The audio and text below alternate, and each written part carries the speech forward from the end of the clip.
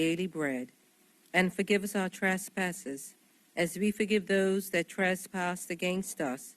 And lead us not into temptation, but deliver us from evil.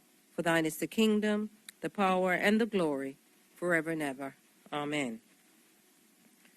Almighty God, who in thy wisdom and goodness has appointed the office of rulers and parliaments for the welfare of society and the just government of men, we beseech thee to behold with thy abundant favor us thy servants, whom thou hast been pleased to call to the performance of important trust in these islands.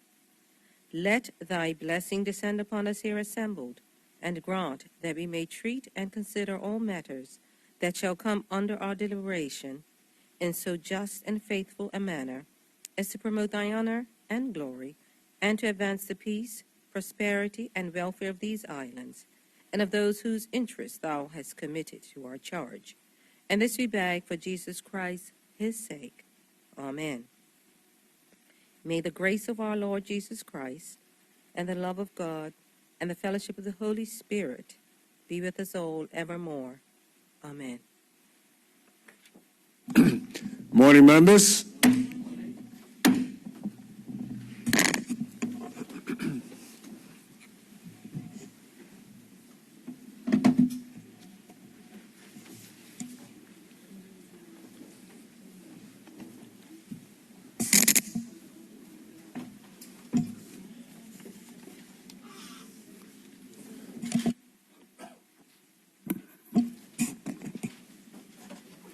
Confirmation of minutes.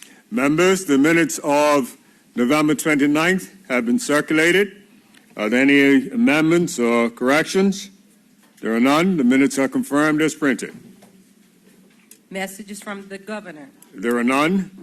Announcements by the speaker. Yes, there are announcements this morning. I'd just like to acknowledge that we have been given notice that the following members are absent today: MP Weeks, the government whip, Mr. Scott, MP Tanae Ferbert, MP Ben Smith, and MP Chris Famous as well. I'd also like to remind members that the parliamentary strengthening seminar that took place early this year, that was in conjunction with the CPA, they would like for us to complete the paperwork that they were seeking from us of the evaluation of the events. If members who haven't can submit theirs, we'd be most appreciative. And I'd also like to just acknowledge that we have the President of the Senate with us this morning. Welcome. And I believe that former member of Parliament, Mr. Butler, in the gallery. Good morning. Welcome. Messages from the Senate. There are none. Papers and other communications to the House. Yes, this morning there are 5 papers to be communicated. First is in the name of the Minister of Finance. Minister.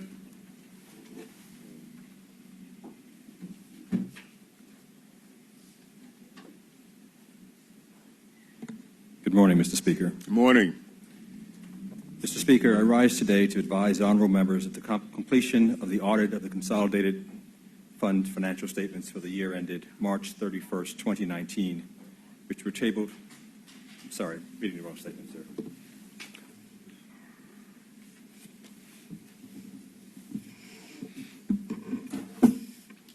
Mr. Speaker.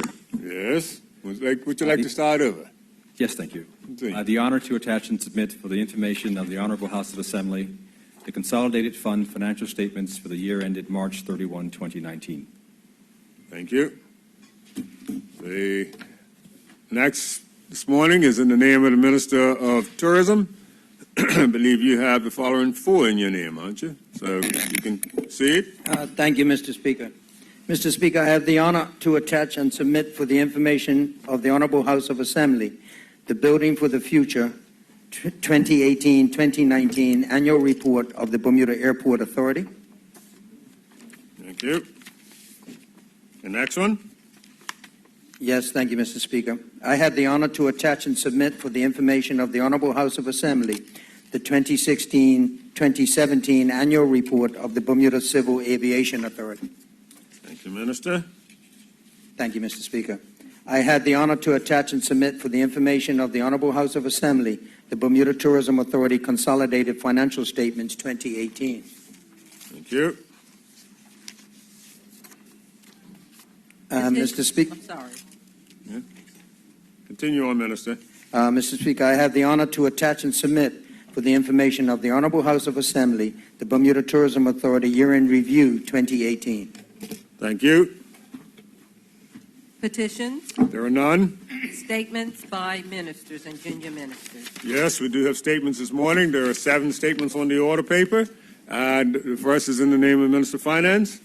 Minister? I think the document you had earlier is the document you're looking for now.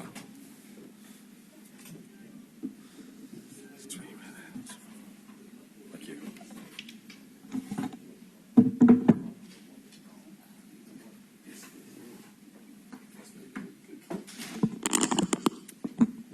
Mr. Speaker, Yes. I rise today to advise honorable members of the completion of the audit of the Consolidated Fund financial statements for the year ended March 31, 2019, which were tabled in this honorable House a few minutes ago.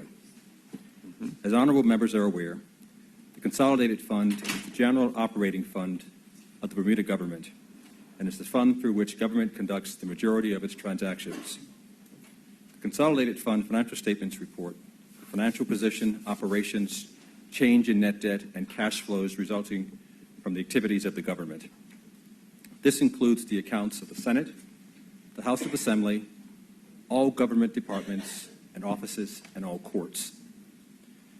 Mr. Speaker, I am pleased to report that the 2019 annual accounts of the Consolidated Fund of the Government of Bermuda were given an unqualified audit opinion and can report that the items that precipitated the 2018 qualified opinion have been rectified.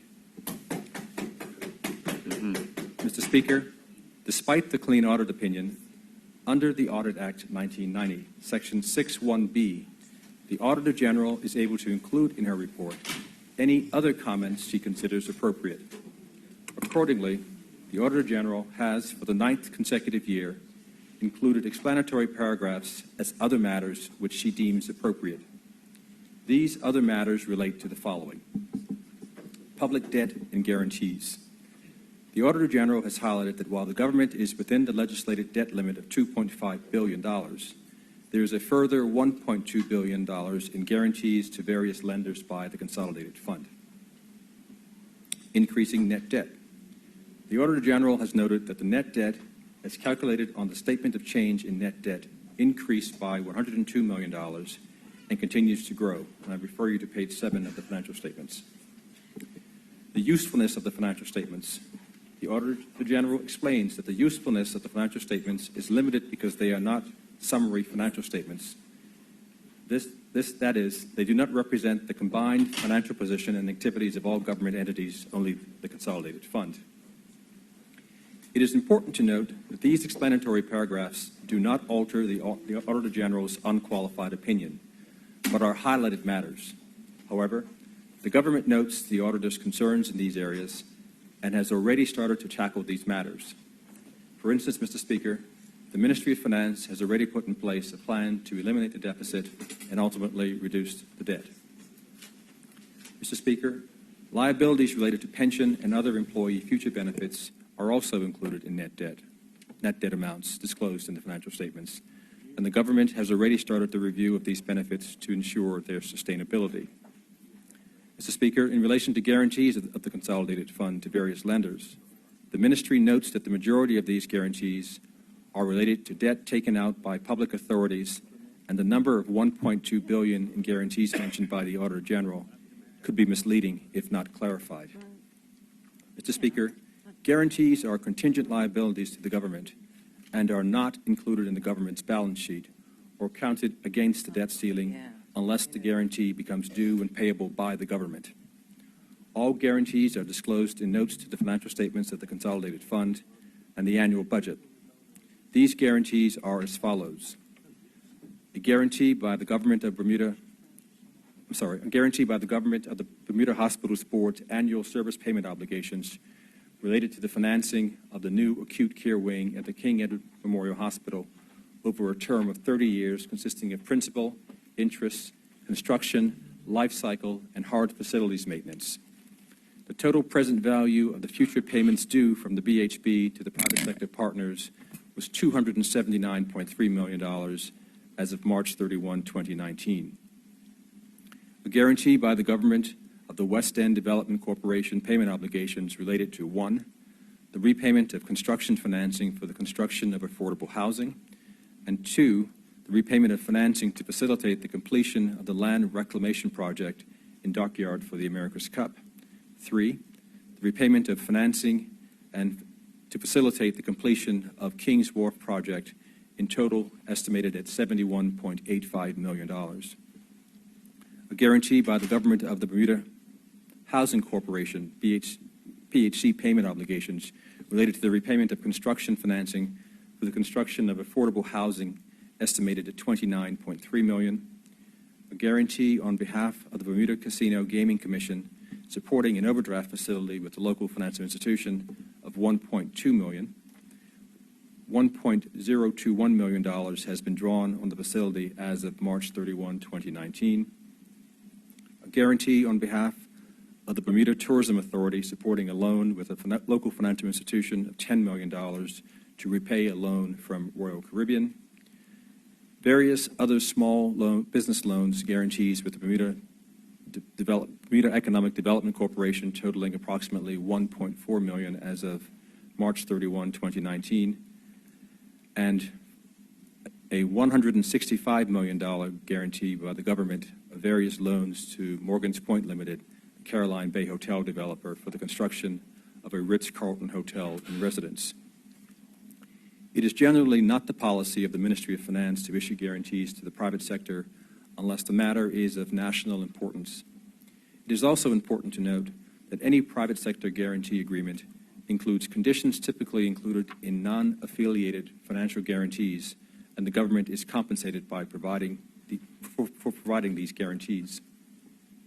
Mr. Speaker, with regard to the presentation of summary financial statements for the Bermuda government, the Ministry agrees there are benefits to issuing consolidated financial statements. However, honorable members are advised that there are other associated issues that need to first be addressed before proper consolidation can take place. And the Ministry notes that it would be prudent to have all of the audits of public authorities current to ensure the summary financial statements are not misrepresented to users. The audit report date is November 19, 2019. In 2018, that date was also the same. Certain private debt placements made by the government contain a reporting covenant requiring delivery of the audited financial statements within 240 days of the fiscal year end. Honorable members are advised that this reporting covenant was met. Mr. Speaker, a few of the financial highlights of the 2019 Consolidated Fund financial statements are as follows. Cash balances as at March 31, 2019 totaled $26.7 million, which was $6.5 million higher than the balance as at March 31, 2018. Mr. Speaker, net public debt, which excludes guarantees and is net of the government borrowing sinking fund, increased by $42.3 million during the 2018-2019 period, starting at $2.461 billion at the end of the year, compared to $2.419 billion in 2018. This represents a 1.8% increase from 2018. Items of note are as follows. There was a successful public debt issuance of $620 million in November 2018. The majority of the proceeds were utilized to retire higher interest-bearing debt, saving the government just over $1 million in annual interest expense. The 2019 sinking fund balance was $218.9 million compared to $150.2 million in 2018. Mr. Speaker, the total revenue raised by the Consolidated Fund for fiscal 2018-2019, excluding the extraordinary revenue of $10.2 million from paying off the North Channel shipping loan, was approximately $1.09 billion, representing an increase of $27.5 million, or 2.6%, from fiscal 2017-2018's total revenue of $1.063 billion. This exceeded original budget estimates by approximately $416,000. The most significant generators of revenue for fiscal 2018-2019 were payroll taxes, accounting for $467.5 million, or 42.9% of total revenue, versus $456.7 million, or 42.7% in the prior year. and customs duties accounting for $226.1 million, or 20.7% of total revenue, versus 2017-2018 numbers of $223 million, or 20.9%. Current expenses for fiscal 2018-2019 were $1.187 billion, as compared to $1.130 billion in the prior period. The three largest components of current expenses were employee cost, grants and contributions, and interest on debt. Total employee costs were $550.1 million, or 46.3% of total expenses, versus $518.5 million, or 45.6% for the prior period. Included in these amounts is $78.5 million of non-cash retirement benefit expense.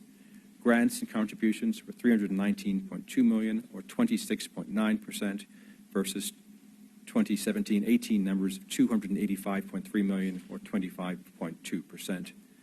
And interest on debt was $124 million, or 10.4% of total expenses, versus the prior period of $117.9, or 10.4%. Total current expenditure on a modified cash basis was $1.1 billion versus the prior period of $1.073 billion, which was $7.9 million less than adjusted budget estimate. And in the prior period, it was $20.7 million less. Mr. Speaker, total capital account cash expenditures was $58.6 million, which was $3.6 million lower than the original budget estimate. Total capital and current account cash expenditure for 2018-2019 was $1.168 billion, which was $11.5 million, or 1% lower than the original budget estimate of $1.180 billion. Mr. Speaker, the all-inclusive results from government operations, both current and capital, for the year ending March 31, 2019, were a deficit of $123.3 million. There were many non-cash expenses included in this figure. If we strip those away, the modified cash all-inclusive results from government operations on the same basis that is shown in the budget book was a deficit of $77.7 million. This compares to a deficit of $89.7 million that was originally budgeted. Therefore, the actual overall deficit was down by $11.9 million, or 13.3%, when compared to the original estimate. The decreased deficit is the result of prudent management of discretionary current and capital expenditures. Mr. Speaker, the 2018-2019 fiscal results are concrete facts that indicate that this government is committed and capable of maintaining control of the public finances while at the same time working for the people of Bermuda and delivering the level of services that they deserve. Mr. Speaker, the Ministry will be providing full commentary on the actual fiscal performance for 2018-2019 in the pre-budget report in advance of the fiscal 2020-2021 budget. Therefore, I do not propose to go into further detailed highlights at this time. Meanwhile, Mr. Speaker, the statements of the Consolidated Fund provide valuable information on the financial position of the government, and I would encourage the public to examine these statements. Thank you, Mr. Speaker. Thank you, Minister. The next statement is also in your... All right. Thank you, Minister. The next statement is also in your name. Would you like to present that one as well?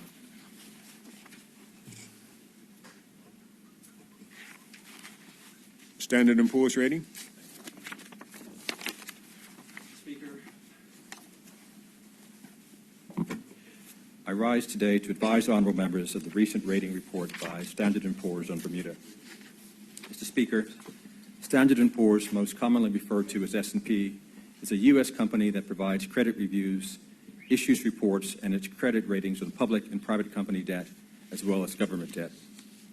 Mr. Speaker, I am pleased to advise honorable members that on November the 4th, 2019, S&P affirmed Bermuda's A+ long-term sovereign credit and senior unsecured debt rating, as well as its A1 short-term rating and AA+ transfer and convertibility assessment. What prompted S&P to perform this analysis on Bermuda at this particular point in time is due to the fact that the government borrowed $170 million to honor its guarantee to the lenders of the Caroline Bay project. The headline of the report read as follows: Bermuda government affirmed at A+ on continued sustained economic growth, near balanced fiscal results, outlook positive. Mr. Speaker, I am pleased that S&P has viewed Bermuda in a positive light and has affirmed Bermuda's A+ long-term sovereign credit and senior unsecured debt rating, given the actions taken by this government to purchase the Caroline Bay loans. In the S&P report, there was also recognition that the government is on track to produce a balanced budget in the current fiscal year, and if sustained, should lower our government debt burden. There was also mention of the government's policy making being effective and predictable. These comments highlight the fact that the PLP government remains committed to the island and its economy and demonstrates this through transparent and prudent governance. Mr. Speaker, the general public should accept the outcome of this report as an independent, objective endorsement of our fiscal and economic policies, and it is gratifying to note that S&P have noticed the progress this government has made since we have been in office. In closing, I would like to advise honorable members that the government will continue to collaboratively press ahead with our economic and fiscal policies in order to establish a better and fairer Bermuda that was promised in our election platform. As the Minister of Finance, I remain committed to exercising fiscal discipline, balancing the budget, and reducing debt levels in the medium and long term. Thank you, Mr. Speaker. Thank you. Thank you, Minister. The next statement this morning is in the name, it's also in your name, Minister. Would you like to do the statement on the National Association? Sure. Yes, Mr. Speaker, it's going to be a long day for me. Mr. Speaker, I am pleased to be able to provide the House of Assembly with an update on the National Association of Insurance Commissioners' qualified and reciprocal jurisdiction status for the Bermuda insurance market. Mr. Speaker, I am extremely pleased to report to this Honorable House that on December the 10th, 2019, the National Association of Insurance Commissioners, NAIC, announced that Bermuda had been granted reciprocal jurisdiction status effective January 1st, 2020. Additionally, the NAIC has completed its 5-year reevaluation of Bermuda, and it has approved Bermuda as a qualified jurisdiction. Mr. Speaker, the NAIC is the U.S. standard-setting and regulatory support organization created and governed by the country's chief insurance regulators from the 50 U.S. states, District of Columbia, and the 5 U.S. territories. Effective January 1, 2015, Bermuda was placed on the NAIC's first list of qualified jurisdictions alongside France, Germany, Ireland, Japan, Switzerland, and the United Kingdom. Since 2015, Bermuda has maintained its status on the list. The renewed qualified jurisdiction status maintains Bermuda-domiciled insurers and reinsurer eligibility for reduced insurance and reinsurance collateral requirements under the NAIC's Credit for Reinsurance Model Law and Regulations. Bermuda's qualified jurisdiction status is applicable to insurers and reinsurers licensed as Class 3A, Class 3B, and Class 4, and long-term insurers of Class C, Class D, and Class E. To be reapproved as a qualified jurisdiction, the BMA was required to maintain a regime that meets the standards of and achieves similar supervisory outcomes of the U.S. regulatory system for insurers and reinsurers. Mr. Speaker, qualified jurisdiction status has solidified Bermuda's well-established relevance to the U.S. as a major insurance and reinsurance trading partner. Over the past 2 decades, Bermuda insurers and reinsurers have paid in excess of $200 billion to settle U.S. losses, consistently offering valuable capacity provisioning for catastrophic events. As one of only 7 jurisdictions with a qualified jurisdiction status, 23 of the 32 certified insurers and reinsurers are Bermudian. These insurers and reinsurers' ability to passport into 39 states further underscores the Bermuda's market's relevance to the United States. Renewal of Bermuda's status as a qualified jurisdiction will allow continued efficiencies in the cross-border operation of Bermuda insurers and reinsurers in the U.S. insurance market. Mr. Speaker, this year, the NAIC, in their revision to the Credit for Reinsurance Model Law and Regulations, created a new status to expand these benefits, reciprocal jurisdiction. This is an elevated status, which in the case of non-European Union jurisdictions can only be achieved by first gaining the prerequisite qualified jurisdiction status and recognizing the U.S. state regulatory system for group supervision and group capital. The goal of these revisions was to create consistency between the model law and regulations and the provisions contained in the covered agreements in the United States have with the European Union and the United Kingdom. In becoming a reciprocal jurisdiction, Bermuda insurers and reinsurers will be eligible for zero collateral relief, thereby operating under equal conditions as its counterparts from the EU and UK. Mr. Speaker, Bermuda's approval as a reciprocal jurisdiction further cements the close economic relationship between the U.S. and Bermuda, and our insurers and reinsurers continue to play a vital role in supporting the U.S. economy by providing the financial protection and support needed when there is a loss. Mr. Speaker, Bermuda is in the financial services business, and thousands of jobs, both Bermudian and guest workers alike, depend on the success of this sector. The government, therefore, is committed to helping Bermuda's financial institutions succeed in global markets. This decision directly supports our commitment to the financial services sector and the livelihoods of those employed in it. Mr. Speaker, I wish to express my sincere thanks to Mr. Jeremy Cox and the Bermuda Monetary Authority team for doing such an excellent job with tireless effort in orchestrating the regulatory requirements that have led to the NAIC granting Bermuda reciprocal jurisdiction status. This result is indeed a feat of determination, endurance, and extraordinary discipline. Thank you, Mr. Speaker. Thank you, Minister. The next statement this morning is in the name of Minister Fogo. Minister? Good morning, Mr. Speaker. Good morning to the House and to the people of Bermuda. I wish to highlight this morning some of the good work that the Department of Community and Cultural Affairs is doing to promote and support our artists, culture, and our heritage. Mr. Speaker, the nature of public service is such that the officers at the Department of Community and Cultural Affairs are regularly called upon to find new and innovative ways of helping to build and support Bermuda's artistic community. In addition to the many fine programs that the department is directly responsible for, members of the creatives community as well as organizations and cultural groups frequently reach out to the department for help in developing their artistic projects or organizing their cultural events. Mr. Speaker, not everyone is familiar with the terms creatives. However, the world would be a rather dull place without them. A creative is a person who looks at the world from an original perspective and utilizes this perspective to develop new ideas, new products, and new artistic outputs. Creatives aren't solely painters or those we traditionally think of as artists. A creative is anyone who approaches what they do as a form of art, including areas that include the cultural industries.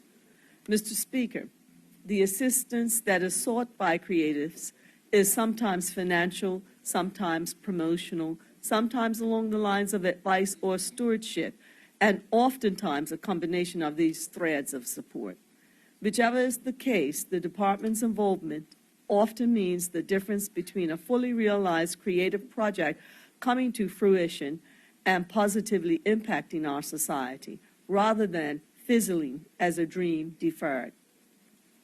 Mr. Speaker, a recent example of this kind of impactful support provided by the Department of Community and Cultural Affairs takes the form of a grant that was given to a family of artists, husband and wife team Dr. Edwin and Shirley Ann Smith, along with their adult sons McCrae and Stephen Smith, who together formed the family business Art Smith BDA.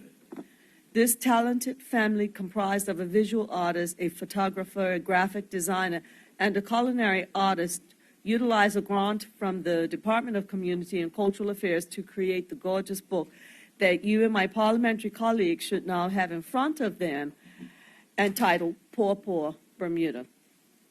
As the title suggests, the book is a collection that focuses on the artistic and culinary history of the Poor in our island. The Poor, known by non-Bermudians as papaya, has, as Dr. Smith rightly points out in his introduction to the book, a history in Bermuda that dates back to the year 1616 as part of an agricultural plan to ensure available sustenance for the early settlers. Since that time, Mr. Speaker, in addition to fulfilling its original role and intention of being a part of local food supply, the Poor has captured the imagination of Bermudian and visiting artists alike. This book is both a collection of visually stunning recipes as well as a graphic timeline of the pawpaw's consistent appearance in the work of artists from the late 19th century up to present-day contemporary references. Mr. Speaker, I'd like to congratulate the Smith family as this elegant publication, of which the Department of Community and Cultural Affairs is proud to be a major sponsor. The fact that it is also a project which showcases the talents of 4 Bermudian artists who, as relatives, have chosen to pool their talents together serves as a model for what can be accomplished using the family bond as a source of inspiration. On that note, Mr. Speaker, I take my seat. Thank you. Thank you, Minister. Appreciate that. The next statement this morning is in the name of Minister Birch. Minister. Good morning, Mr. Speaker. Good morning. You will recall this past September, Bermuda endured nature's wrath in the form of Hurricane Umberto and Tropical Storm Jerry. To this day, remnants of that encounter in the form of tree limbs, stumps, leaves, and other horticultural waste remain a blight on the Bermuda landscape. We are now in the final month of this year and will soon see the start of 2020. I don't know about you, an electronic waste or e-waste recycling drive to encourage the safe and responsible disposal of old laptops, computers, cable boxes, cell phones, and other. This helps protect our environment and keeps Bermuda safe and beautiful for all. Mr. Speaker, following that drive, the Ministry of Public Works and Keep Bermuda Beautiful Partnership is holding a 2-day weekend horticultural community cleanup to remove the final remnants of horticultural waste scattered around the island.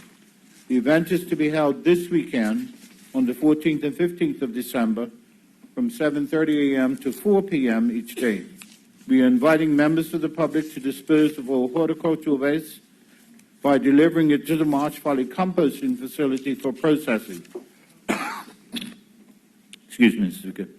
Following these 2 initiatives, and as we enter the new year, we will hold a bulky waste collection day and, of course, the customary Christmas tree collection. For all of these initiatives, the Ministry will waive the associated tipping fees. Mr. Speaker, I ask that everyone encourage their family, friends, and neighbors, and let's do something good in our own neighborhoods. We can all work together to get and keep Bermuda clean. Mr. Speaker, as I conclude, I'd also like to take this opportunity to thank my colleague, the Honourable Zane de Silva, the Minister of Tourism and Transport, for supporting these initiatives by waiving trucking permit fees for Sunday, December 8th and 15th, as well as January 12th and 25th. Mr. Speaker, I'm certain that we can collectively make our country the clean and pristine place we are used to if each of us donates a few hours to help in our own neighborhoods. Thank you, Mr. Speaker. Thank you, Minister. Members, the next statement on the order paper this morning is in the name of the Minister of Tourism. However, there's a technical matter that's just been that needs to be resolved on that, and I'm going to ask the indulgence that the Minister hold off doing that statement until it's resolved, and we'll move on to the next statement, and if it gets resolved while we're still here today, I'll ask the indulgence for the Minister to be allowed to give a statement at that point. I think it's better to have the accuracy correct when the Minister delivers his statement. Thank you, Mr. Speaker. Thank you, Minister. So, Minister Keynes, would you like to give your statement? If it pleases you, Mr. Speaker. So does. Continue. Mr. Speaker, I rise this morning to highlight some statistics in relation to crime in Bermuda, in addition to the acknowledgement and thanking those agencies who have played a significant role in what we now see as a reduction in crime overall. However, before I do that, I would first like to remind this Honorable House of a statement that I made on November 17, 2017, in which I stated that this government promised the people of Bermuda that we will give reducing gang violence the priority that it deserves. And I believe we are and I believe we have and we will continue to do just that as we work to reduce crime. Mr. Speaker, I am happy to report the following. In 2016, there were 3,576 offenses recorded for all crime. For this year, up to and including December 7th, 2019, there were 2,000 977 offenses recorded for all crime. That is a difference of 599 offenses. Overall, Mr. Speaker, crime is down. In 2016, there were 740 offenses recorded for crime against the persons, which include murder, manslaughter, serious assaults and other assaults, sexual assaults, robbery, offenses against children, and indecency. For this year, up to and including December 7, 2019, there were 635 offenses recorded against persons. That is a difference of 105 offenses. It should be noted that one of the main contributors to the decrease was the crime category of robbery, which according to the Bermuda Police Service was 81 offenses for 2016, and presently there are 37 offenses, a difference of 44 offenses. Mr. Speaker, in relation to crimes against the community, which include firearm offenses, other weapon offenses, disorder offenses, antisocial behavior, and animal offenses, I note that in 2016, there were 408 offenses in relation to crimes against the community. For this year and up to including December 7th, there are 462 offenses, which is an increase of 54 offenses. The main contributing factor for the increase was the antisocial behavior, which was 286 offenses in 2016, and which is presently at 325 for 2019. However, Mr. Speaker, it is important to note that last year, 2018, antisocial behavior had risen by 398 offenses. The Commissioner and his senior management team, based on that statistic and other factors, decided to create a tactical operational division which was led by a superintendent to address antisocial behavior and gang violence. With the support of other agencies, such as the Interagency Gang Enforcement Team, the Interagency Community Response Team, and other agencies working together, I can report for 2019, the figure for antisocial behavior has decreased and now stands at 325 offenses as of December 7th, 2019. Mr. Speaker, in relation to crimes against property, there has been a significant decrease, which includes residential burglary, non-residential burglary, criminal damage, motor vehicle theft, theft of property, and fraud and deception. In 2016, there were 2,428 crimes against property. For this year, up until and including December 7th, there have been 1,880 crimes against property.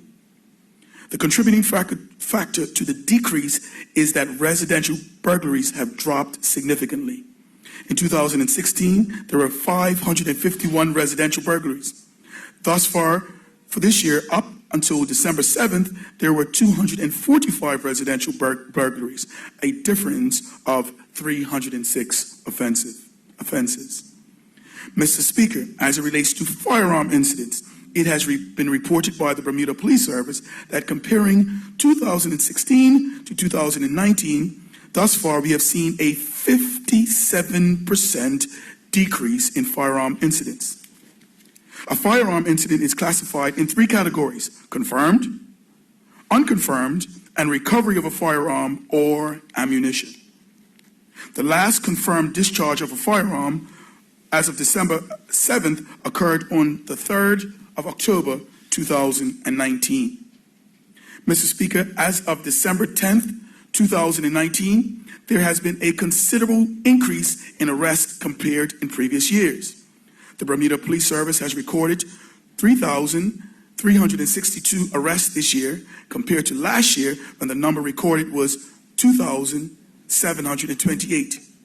This is largely due to the decrease of the ILEAN, or the electronic tablet used by frontline police officers, which facilitates a considerable increase in warrant arrests. The implementation of this device was in February of this year. Mr. Speaker, I do recognize there are still just under 3 weeks left in this year. However, I feel it necessary not only to inform this honorable House that the fact that crime overall continues to decrease, but more importantly, to thank those responsible for help making Bermuda safer. The men and women of the Bermuda Police Service, the Reserve Police Force, and Bermuda Police staff, we say thank you. I recognize that the job you have is not an easy one.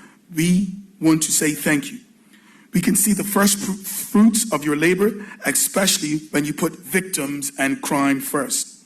To the Interagency Gang Task Force, we thank you. This group continues to provide an overall coordination and execution of the strategy to reduce gang violence. To the Interagency Gang Enforcement Team, the IGET, thank you. This group, which includes the Bermuda Police Service, the Bermuda Department of Corrections, the Department of Immigration, the Bermuda Education Department, Bermuda Customs, MIRAS, the Department of Court Services, and the Office of the Director of Public Prosecutions.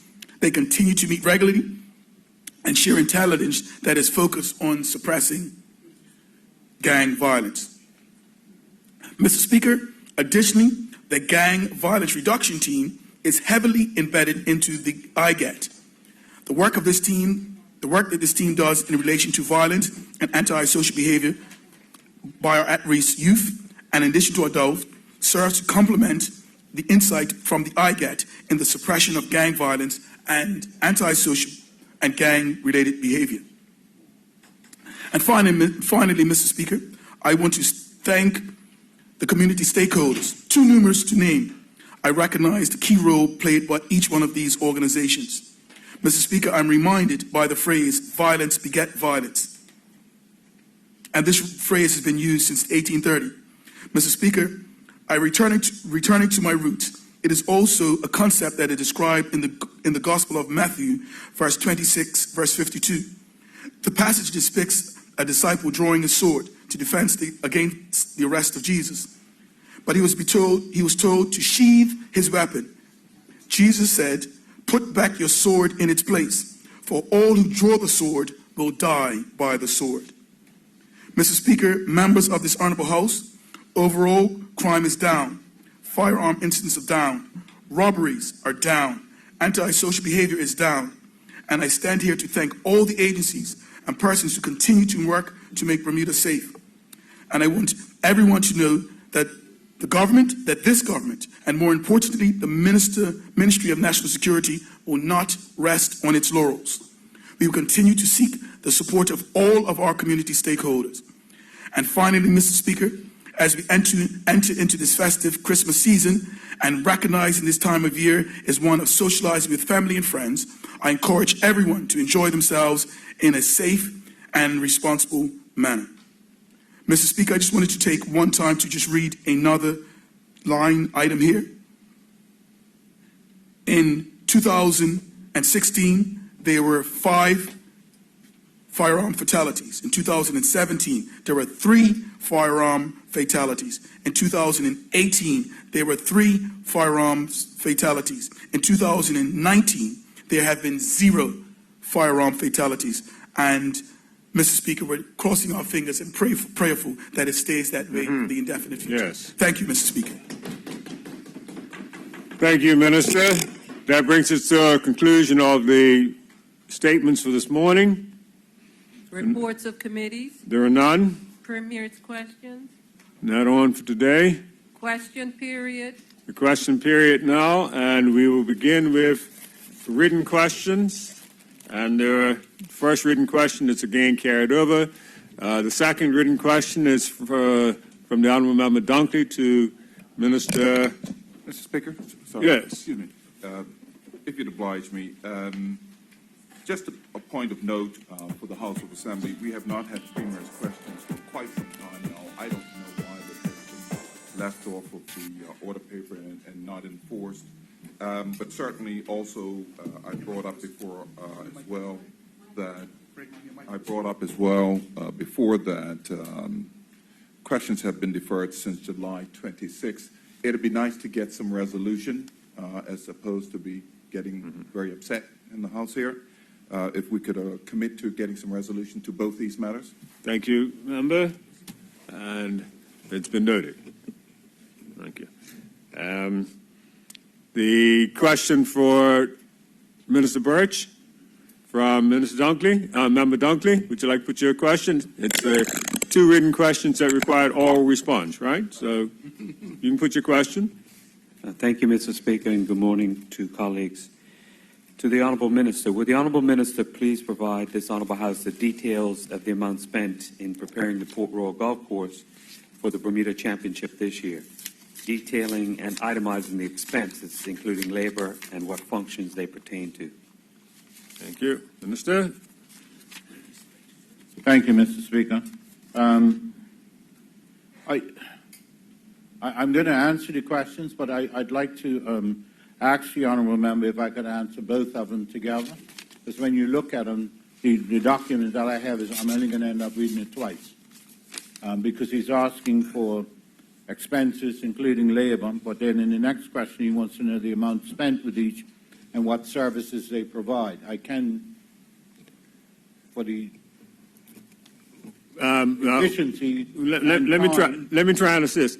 Member, would you want him to respond individually or collectively? If you want him to do it collectively, I'll suggest you read both questions in. I'm happy to do that because if the Honourable Minister is prepared answers that way, that's okay. Well, read your second question, and he can answer question, both. Yes. To the Honourable Minister, would the Honourable Minister please provide to this Honourable House the companies that were contracted to help with preparing the Port Royal Golf Course for the Bermuda Championship this year, including the amount spent with each and what services they provided? Thank you. Thank you. Minister? Mr. Speaker, yes, then I'm happy to answer both questions with some caveats, Mr. Speaker. And as former ministers on that side, I'm sure they will appreciate appreciate and understand what those caveats are. Mr. Speaker, I have a spreadsheet that has 84 line items on it, and I will read them all. I've had various versions of this account, so it really is a moving target. So the answers I provide today are as of the 12th of December 2019 and will likely change as other invoices are presented. I do not anticipate a material change.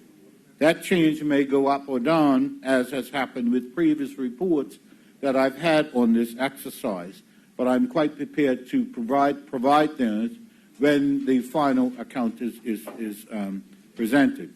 In an effort to avoid any audit issues later on, in conjunction with the Board of Trustees, I've directed the Permanent Secretary that once the books are closed on the PGA Bermuda Championship, to seek outside assistance to review the accounts as we have done for the King's Wharf project. This is the normal process going forward for major capital works in the Ministry of Public Works. Now, to answer the questions, as I've said, I have a document that has 84 line items on it. I propose to give answers to both questions at the same time, detailing all of the items that the honourable member wishes to have answered. Excuse me, Mr. Speaker. So, they're in various categories, and I'm quite happy to, I think I might be able to answer any questions that he may have if, when I get to the end of this exercise, there still are some. And if there are not, then I will give an undertaking even at this stage to come back with those, to provide those answers over the Christmas break. But as an aside, Mr. Speaker, this has been a painful process, not for me, but for those people who count, and I'm not a counter. So I've had thousands of questions to actually provide the support that explains just the figures. So we're going to start with wages and overtime, Mr. Speaker. So wages for various full and part-time staff from the Pro Shop, $10,213.05. Wages and for the PGA overtime course staff, so that's the outside staff, $215,036.84. And wages for PGA part-time outside course staff, $128,569.04. And overtime hours worked a week of the PGA, $4,690.59. No. Sorry, Mr. Speaker.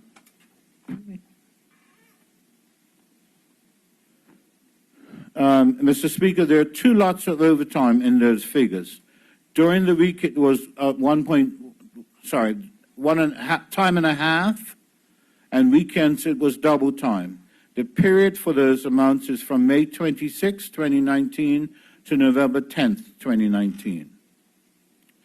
For Port Royal staff, there are 13 full-time staff, 1 Ocean View staff who assisted in this process during that period, 16 extra staff, part-time staff, and the part-time staff started in July until the end of the tournament. For shipping costs, best shipping for sand, equipment, and parts, $147,302.61. Fast forward freight for shipping course items, $69,179.36. FedEx for shipping duty and freight on various items, $4,664.65. Island Construction Services Limited for shipping container haulage and trucking, $23,332.12. Summers Isle Shipping Limited, freight, landscaping machinery, and fertilizers, $14,886.50. Trigon Turf Sciences, shipping freight costs, $2,703.87. For training and travel course and taxi and transport, $433. This was for the technical PGA staff related to bunker liners to and from Port Royal and the hotel, as well as the RO plant technicians. These would all be overseas experts brought in for that purpose. Bermuda Press Limited, storage and signs. This will be the title for this category. Bermuda Press Limited, entrance sign for the PGA Bermuda Championship, $1,145.50. Island Construction Services Limited for the storage and signs. This is for transporting signs and machinery, $155.25. For sand, Horizon Kilpatrick Turf Equipment. For bulk top dressing sand, $16,255. Island Construction Services Limited, this is an inventory item for stone only, $2,530.80. For miscellaneous expenses, a petty cash amount for dust mass of $27.50. Tops Limited for office supplies, $29.14. AGT Taxi Service for airport transfer, $240. This is for collecting the bunker liner persons from the airport. The airline was 6 hours late, so that taxi claim for time lost while waiting.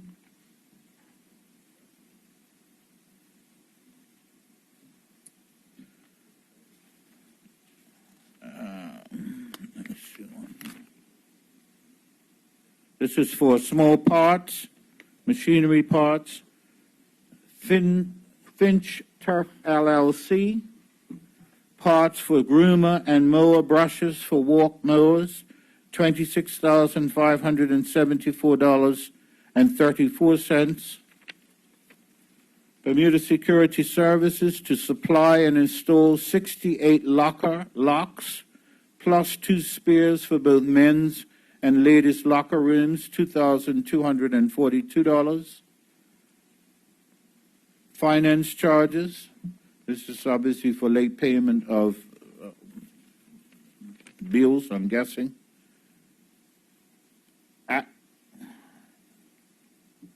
Acushnet Golf, late fees of $216.35.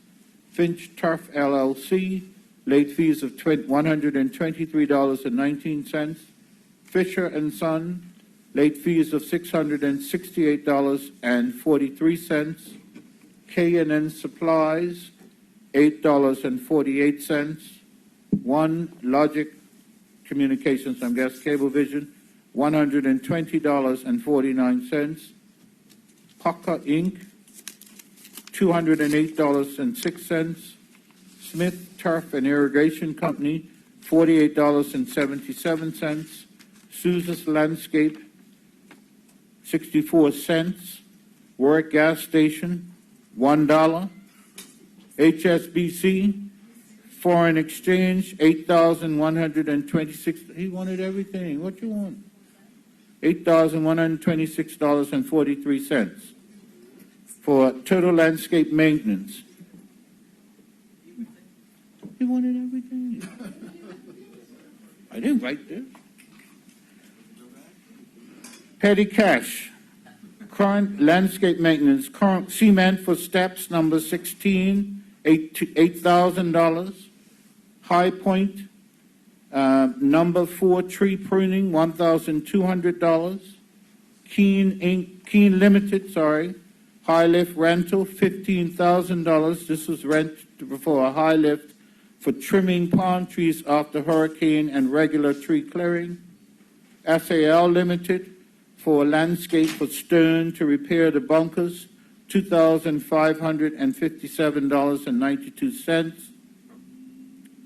Island Construction Services Limited, for labor and equipment rental, $33,587.50. This is for bunker clearing prior to laying of the liners.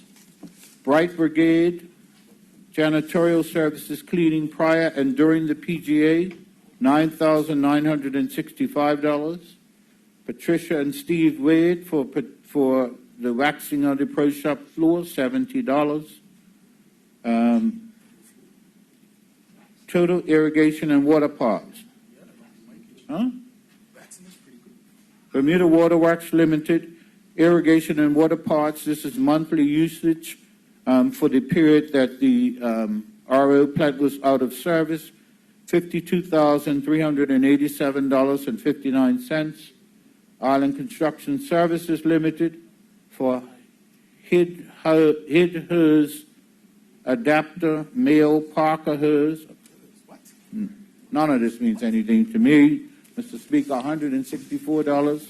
I'm guessing that the You're on the last page now? No, I'm on. No. No. Would you like to share? Would you like to share that copy with him? Eh? Would you like to share that copy with him so you don't have to read it all? I don't know if he could read the writing that's the scribble that's on his side here. Mr. Speaker, the rules of the House do request that a copy be shared. Okay. Well, did you request a written copy or just an oral answer? Okay. Because you have to request both, you know. Mr. Speaker,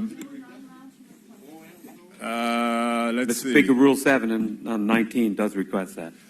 I'm quite happy to share it, Mr. You can share it with him? Yeah, I don't have a problem. If you can share it with him, it can. But I'd like to read it into the record so that it's in Hansard. Yeah. Do you on?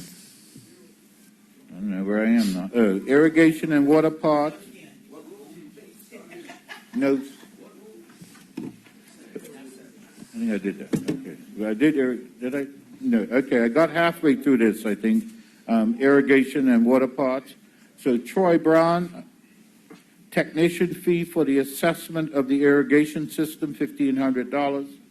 Horizon Kilpatrick turf equipment for pumps and upgrade, $89,767.50. Okay, golf cart parts, Tropic Cars, it's air filters and batteries, $34,843.68. Armcam International for batteries, $9,405.23. Total equipment and maintenance. Par Aid Products Company for flags, pearls, cups, and bowl washers, $1,453.50. $0.23. Prestige flag for stakes, cups, rakes, paint, and paint applicator and paint gun, $14,617.47. Finch Turf LLC for various parts, filter, O-ring, hinge, bulb, etc., $8,212.83. Horizon Kilpatrick Turf Equipment, various 10-inch parts, $12,232.10. This is for PGA machinery repair, extra parts on hand in case of equipment breakdowns.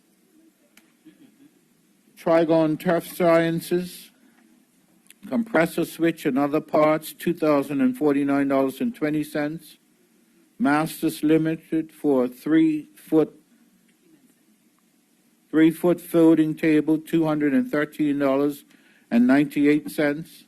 Smith Turf and Irrigation Company for sensor bypass valve, beacon kit, etc., $1,217.07. Horizon Kilpatrick Turf Equipment for driving range mats and bowls, $4,576.70. Island Construction Services Limited for 113-gallon fuel barrels, $877.63. Petty cash for PVC piping for pin cups, $110. Doesn't say who that's to. Greg Mabry credit card reimbursement for a stimp meter, $352.78. Horizon Kilpatrick Turf Equipment for a mow and go trailer per and other parts, $22,600.37. Antigua, I don't think that's the country, staff uniforms, $16,400.05. Ardeen Smith for weed trimmers, $2,200. Tropicars for, no clue what this is.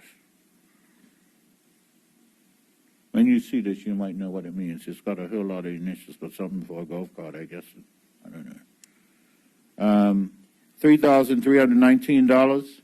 Smith Turf and Irrigation, one 5510 reel, green and T set of reels, $162,968.71. Turf Science Inc., 200 green brush attachment for John Deere 220C grass mowers, $7,251.57.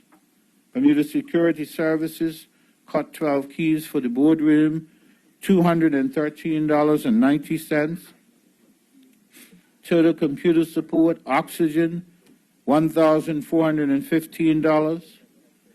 Okay, this is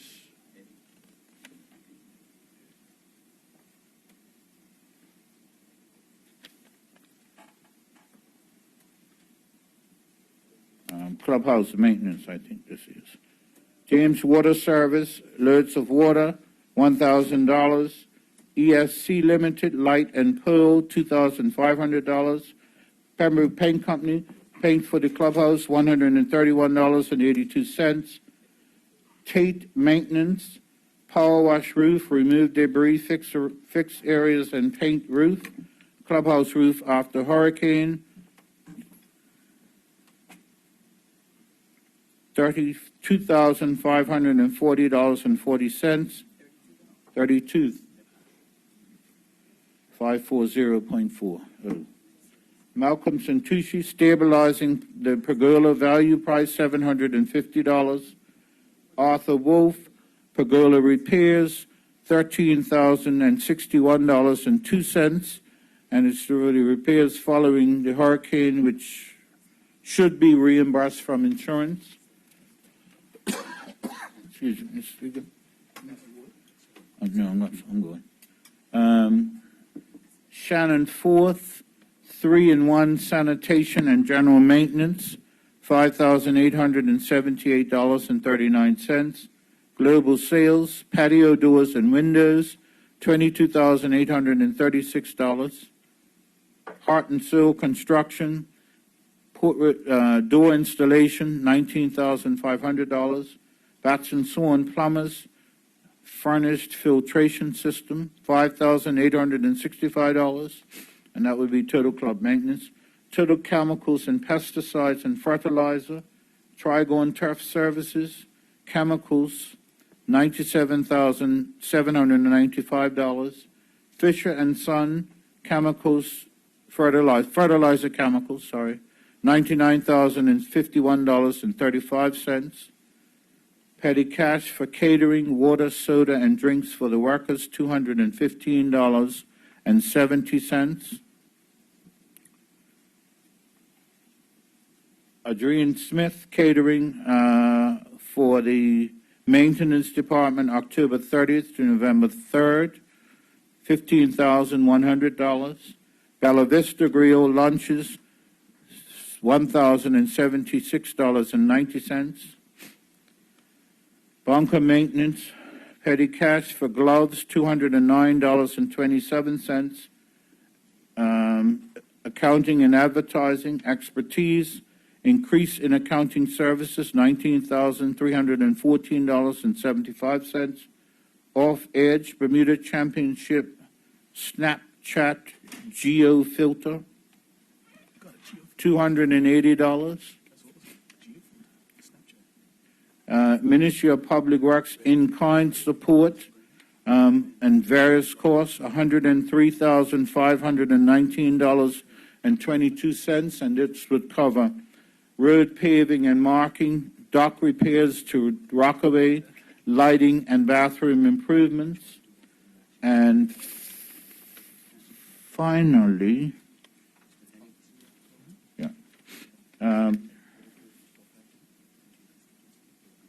Ministry of Tourism and Transport support for buses, $20,543.69.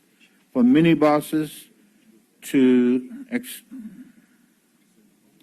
$56,600, and for ferries, $198,085, for a total of $1,916,315.01.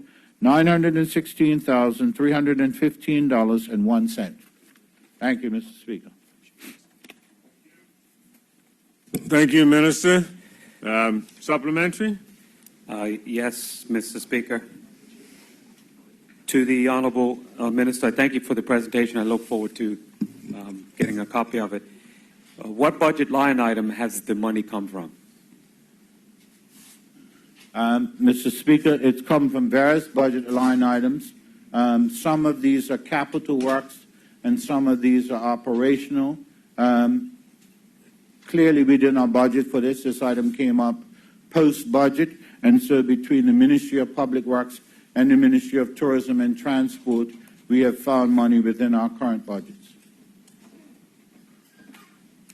Thank you, Mr. Speaker. The further supplementary, what projects that were funded under the original budget are not being able to be done this year because of the money spent for the Bermuda Championship? Mr. Speaker, I can't really answer that question, but I think that it's fair to say what we have done from a capital budgeting point of view, virtually every year, I think, in governments, we budget money for capital works, and that money is not spent. And so I can identify which of those projects haven't been done, but it would be I can get that information, Mr. Speaker. It's a short answer. Thank you. Second up, yes, honourable member. Sorry, Mr. Speaker, from me to you, to the minister. I was quickly, obviously, trying to write down everything that he said, and I did see something for ICS for bunker clearing before the laying of the bunkers, but I didn't actually see the cost of the sand.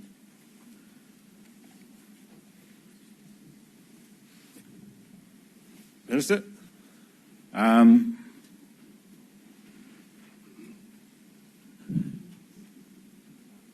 correct. That would have been, I believe, $600,000. I made a statement in this House about the cost of sand, Mr. Speaker. I'm not sure why it's not included in the figures. Okay. But as I said, this has been a moving target in trying to get the numbers out of those who count, who do accounting.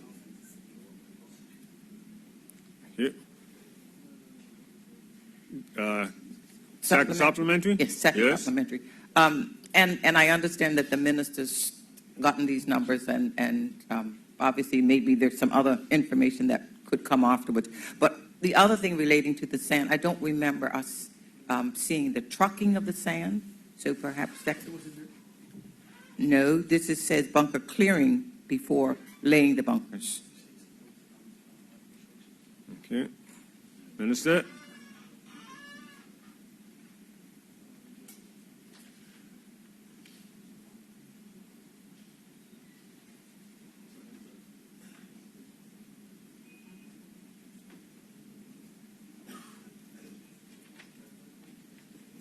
Minister? Yes. I'm trying to find it, Mr. Speaker. I Okay. thought it was in here with,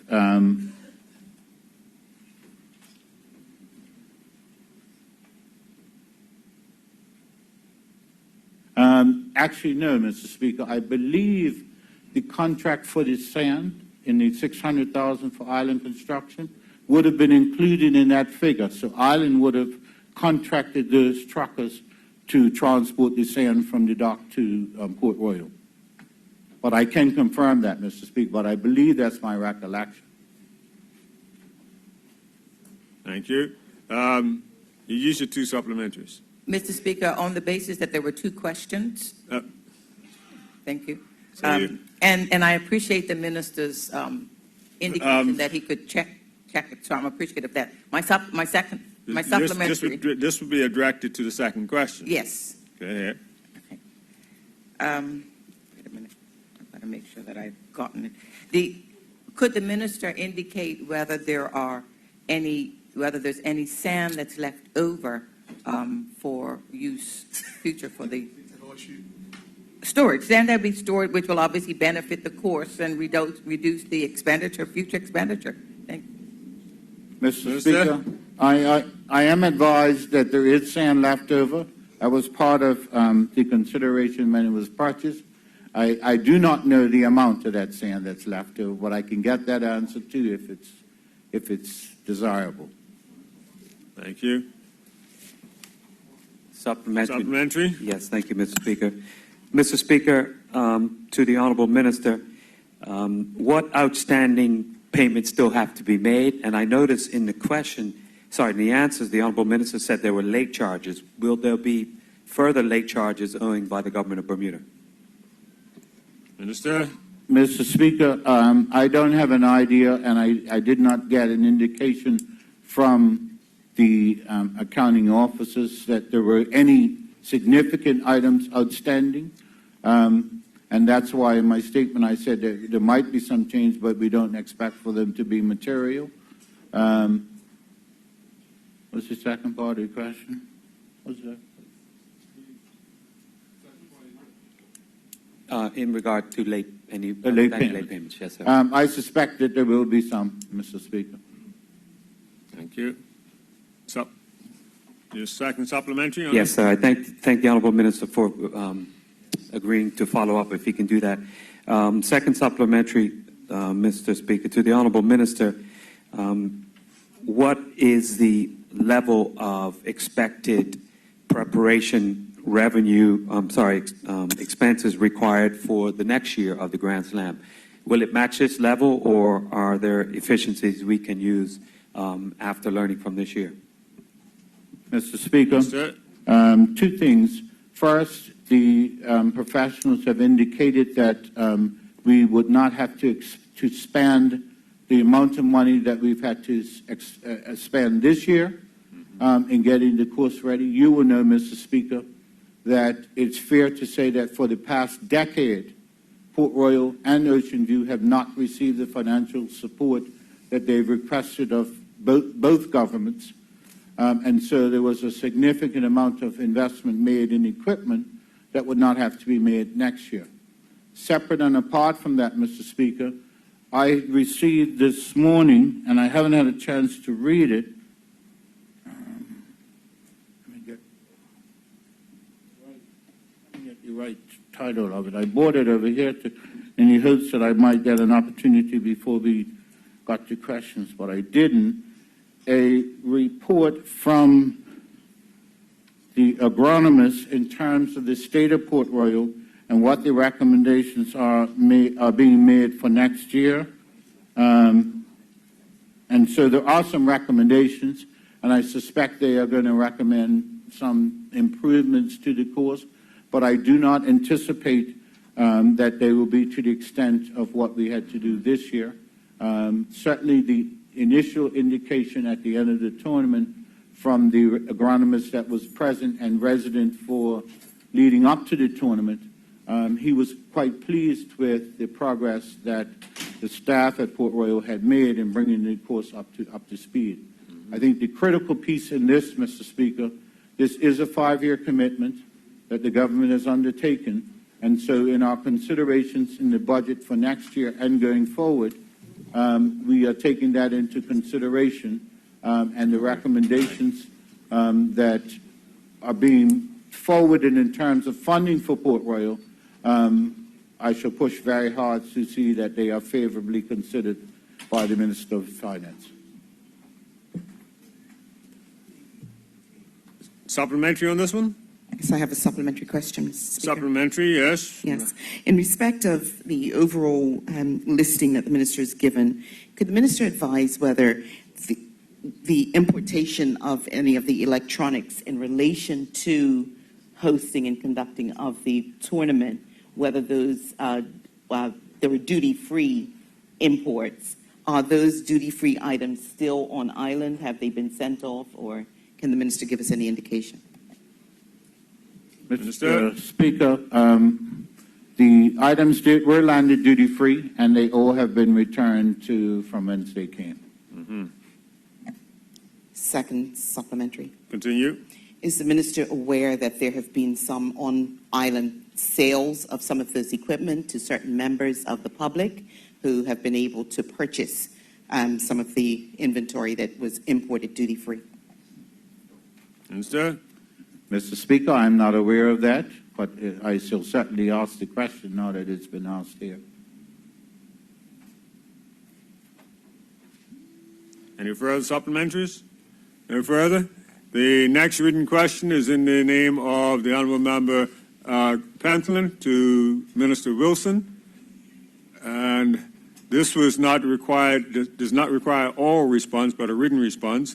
And you've provided a written response. And I think the member has a written response. Yes, thank you. We'll now move on to the time that's left to the questions regarding statements given this morning. And the member from Constituency 10 has indicated he has a question for the Minister of Finance in reference to your first statement, Minister, on consolidation. Member, would you like to put your question?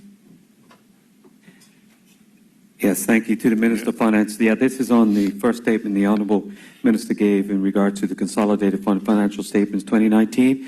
And on page 3 of the statement, the Minister says, the top paragraph on page 3, the last sentence says, for instance, Mr. Speaker, the Ministry of Finance has already put in place a plan to eliminate the deficit and ultimately reduce the debt. The government has shown by their budget that the deficit will be reduced, or there should be a surplus for this year. But my question relates to the plan to ultimately reduce the debt. Can the Honourable Minister of Finance please provide this Honourable House with a glide path on the intended plan to reduce the debt? Thank you, Mr. Speaker. Thank you. Minister? Thank you, Mr. Speaker. The broad brushstrokes of the plan are to start to operate in a surplus to reduce the deficit. The surplus generates funds that can then be deployed to repurchase or pay down debt.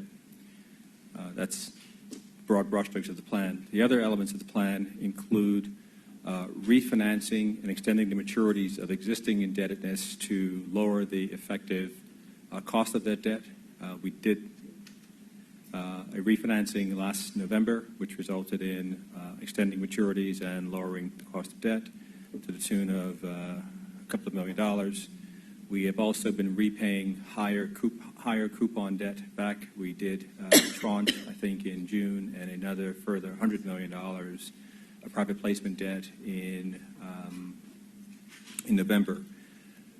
We did a bridge financing when we borrowed funds to purchase the Tranche B and Tranche C debt for the Morgan's Point development. That was a short-term financing. The strategy there is that we will term that out for a longer period of time. There is another tranche of private placement debt that matures in 2023, has a coupon of about 7%. The thinking there is that we would couple that with the Morgan's Point debt and refinance it to a maturity that is more in the 2030, 2031 time frame. In light of where rates are currently, we are fairly reasonably confident that we can achieve a financing in the high 3s, low 4% range, saving considerably over existing costs, and those savings can then be deployed to repurchase debt. The unfortunate reality is that it took us 16 plus years to accumulate up to $2.6-ish billion of debt. And it's going to take us some time to pay it down, but through prudent management, discipline, and a focus on generating surpluses and not spending borrowed funds for operating expenses, I think that we have a strategy to achieve a meaningful reduction in debt over time. Thank you. Supplementary? Yes, in a way. Excuse me, Mr. Speaker. I appreciate the honorable reply from the minister. But in regards to the deficit reduction plan for the debt that we have, is it $1 million a year, $10 million a year? Obviously, you can only reduce debt through a surplus. So is it going to be 1, 10, 50, or 100? Cayman just announced a $180 million surplus for one quarter. Are we going to have a real plan, or are we just going to talk about surpluses that might never happen? Minister? I think, and the honourable member will appreciate, since he's been in this chamber for a whole lot more time than I've been, and so he's seen the budgeting process work, and he actually led a government and do a budget processes. The budget processes lead to governments presenting their best guesses of what they expect the financial performance of the government to be. We have projected for this year a surplus of $7.4 million, a result of some modest tax increases and holding the line on expenditure. Over the course of any fiscal year, things happen. Some of those things that happen accrue to the benefit of the government, and other things do not. In the case of this year for us, we've had the Morgan's Point situation, which will result in incremental, unanticipated interest expense. Notwithstanding that unanticipated additional interest expense, we still are reasonably confident that we may be able to eke out a modest surplus. It took 16 years of spending more than we took in to get into the mess that we're in now, and it's going to take some more time to get out. I appreciate the comparison to Cayman, but I would also make the following statement. Cayman doesn't have the same infrastructure that we have. They don't provide the same level of services that we do. Some of their taxes are higher than ours, some of them are lower. And so the comparison needs to be one that is actually valid, as opposed to making broad statements about what Cayman does and what Cayman doesn't do. All right. Supplementary, take a supplementary. Thank you, Mr. Speaker. Mr. Speaker, the minister in his response indicated on the short-term interim arrangements that he had made with respect to borrowing money for the Morgan's Point Tranche A and B, I believe he called it, that there was a 7% coupon rate. Could he just confirm that that was the number that he gave? Did you say 7%, right? Minister? No, I refer to some private placement debt that has been on the books for quite a period of time that I would seek to, I think it matures in either 2022 or 2023. That debt does not have a prepayment provision in it, but there is an opportunity where we could make those bondholders whole, and I would propose to redeem those bonds through a liability management exercise and extend the maturity, refinancing them at a lower rate. No further? We'll now move on to the next statement this morning that members have indicated they have a question, and that would be the statement given by Minister Birch in reference to the cleanup. And the Honourable Member Panthelin, would you like to put your question? Yes, thank you, Mr. Speaker. Mr. Speaker, the minister in his statement indicated that there would be a bulk waste cleanup in January. Could the minister advise whether the hustle truck bulk waste program is currently in place for bulk cleanup as we speak, or will people have to wait until January before there's any possibility for bulk waste cleanup? Minister? Mr. Speaker, the short answer is yes and yes, in the sense that the bulk waste cleanup by the hustle truck is currently in place, but they are also engaged in other activities and are likely to stand down for Christmas as they traditionally do. And so they are trying to accommodate those requests along with a number of other requests that they are engaged in. For instance, they would have participated most recently. I mean, they basically are the go-to guys when there is a challenge within housing. I think all honourable members will be aware of the tragic fire last weekend that left a family of 7 homeless.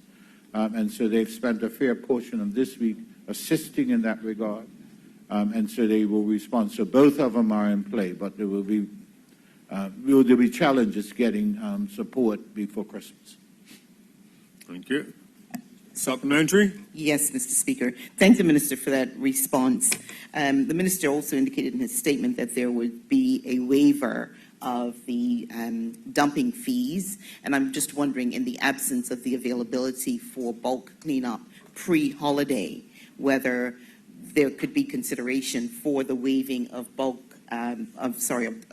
dumping fees if one could hire private trucks to do that which the hustle truck won't be able to get to. We just have a 3-month outstanding issue, and I realize that priorities have to prevail, but I'd be just curious whether the residents could be able to have that similar kind of consideration on this particular issue. Okay. Mr. Speaker, I would say yes. I will have the word with the chief engineer to make allowances for any private trucker between now and the end of the year to assist in that regard. Thank you. No further question. We'll now move on to the next statement that members have indicated have a question, and that's the last statement. Minister Keynes, your statement. There's a question for you from the opposition whip. Honourable member, would you like to put your question? Good morning, Mr. Speaker. Good morning.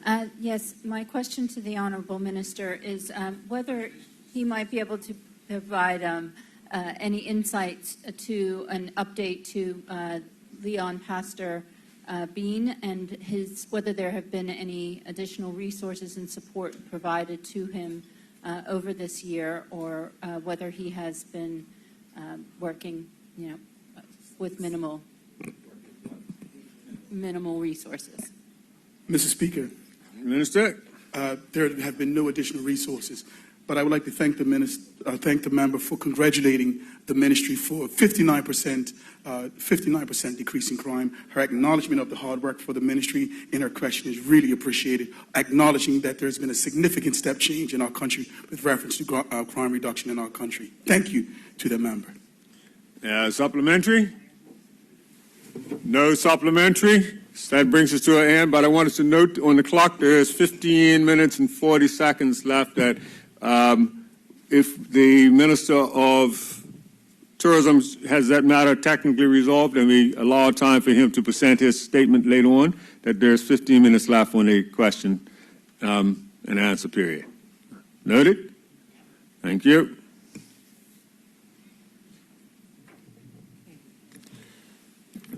Congratulatory and or obituary speeches. Does any member wish to speak? I recognize Honorable Premier.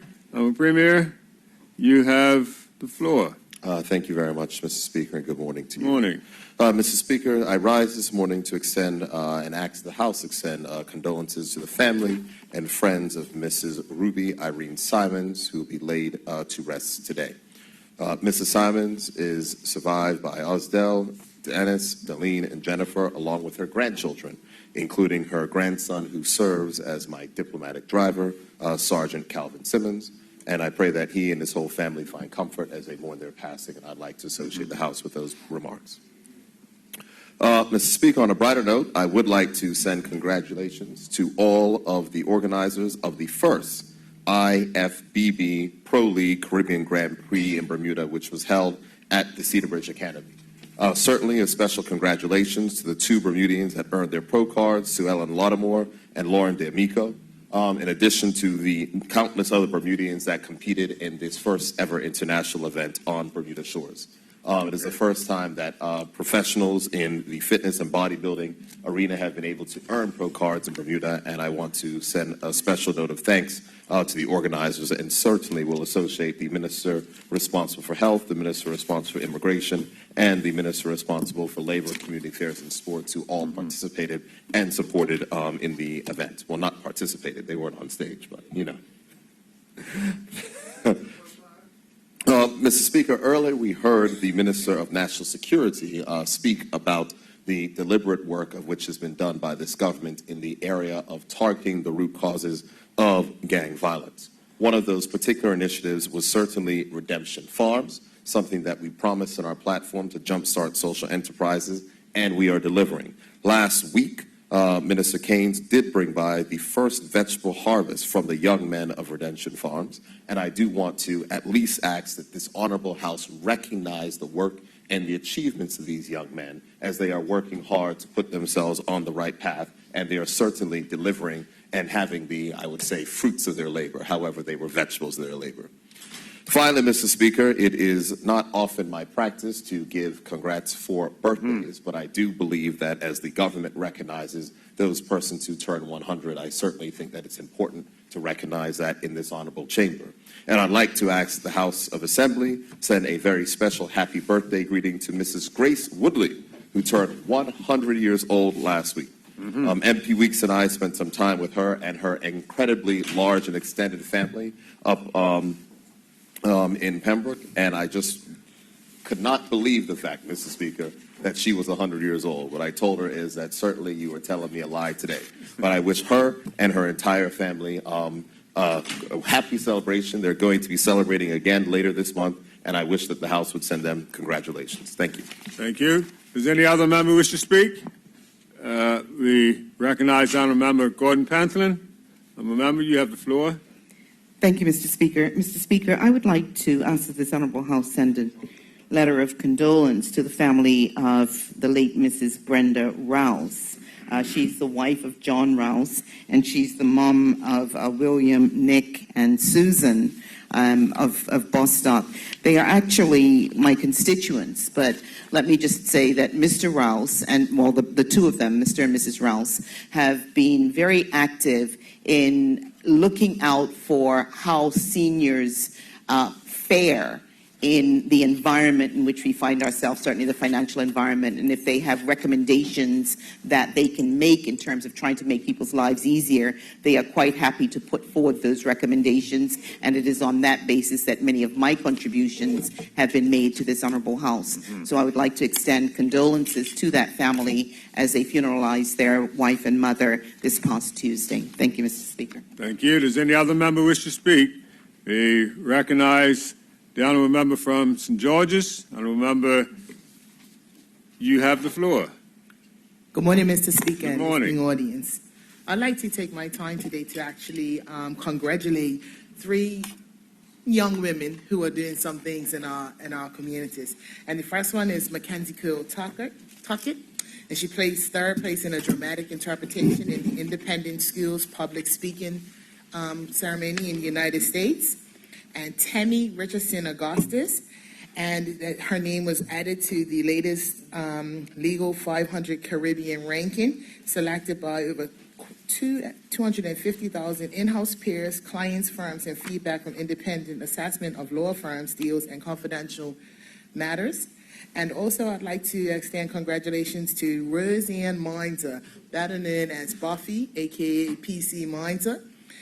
She was awarded the Scorekeeper of the Year award by the Bermuda Cricket Board. She's actually the scorekeeper for the St. George's Cricket Club, and I believe this is the first time that a woman has actually received that award. So we applaud her for opening doors and showing women that we can, even if we're not playing cricket, Mr. Speaker, we can definitely be involved in the game.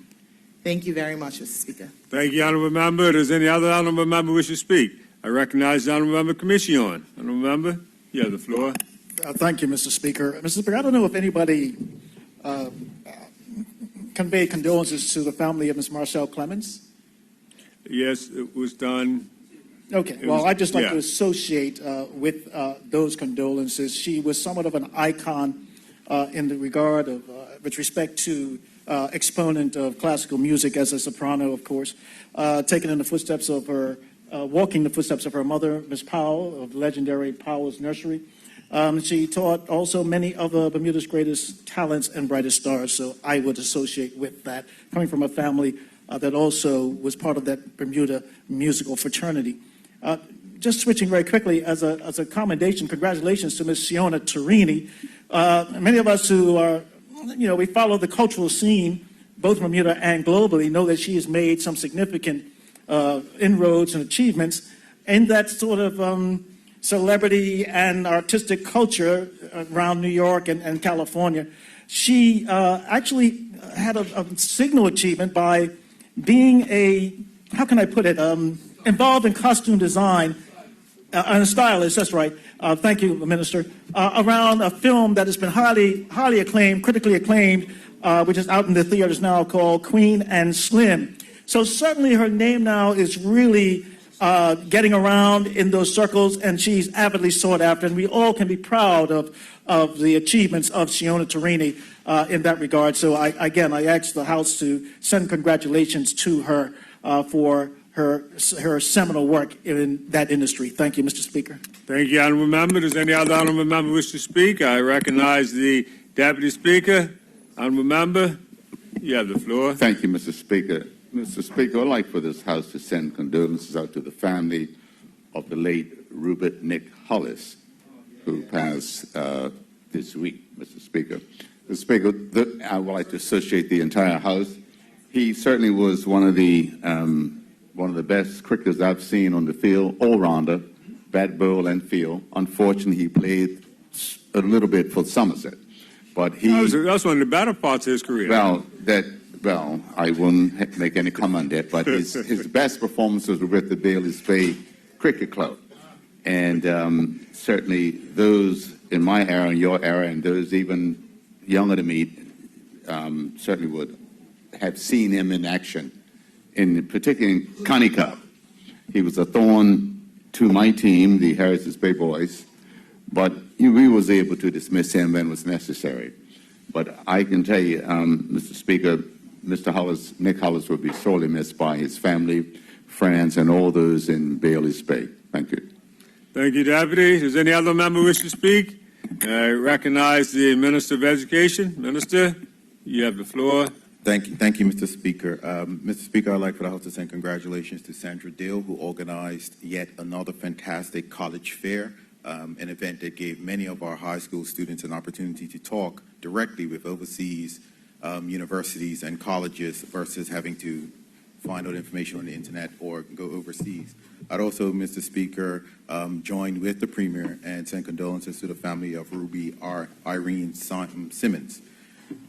Mr. Speaker, I'd also like to send congratulations to Ms. Jada Thomas, who's an S4 student at Cedar Bridge, Mr. Speaker, recently they had a career fair at Cedar Bridge, and I met Ms. Thomas, and Ms. Thomas, as an S4 student, actually runs her own cosmetology business. And I asked her, who's her patrons? And she said, look around.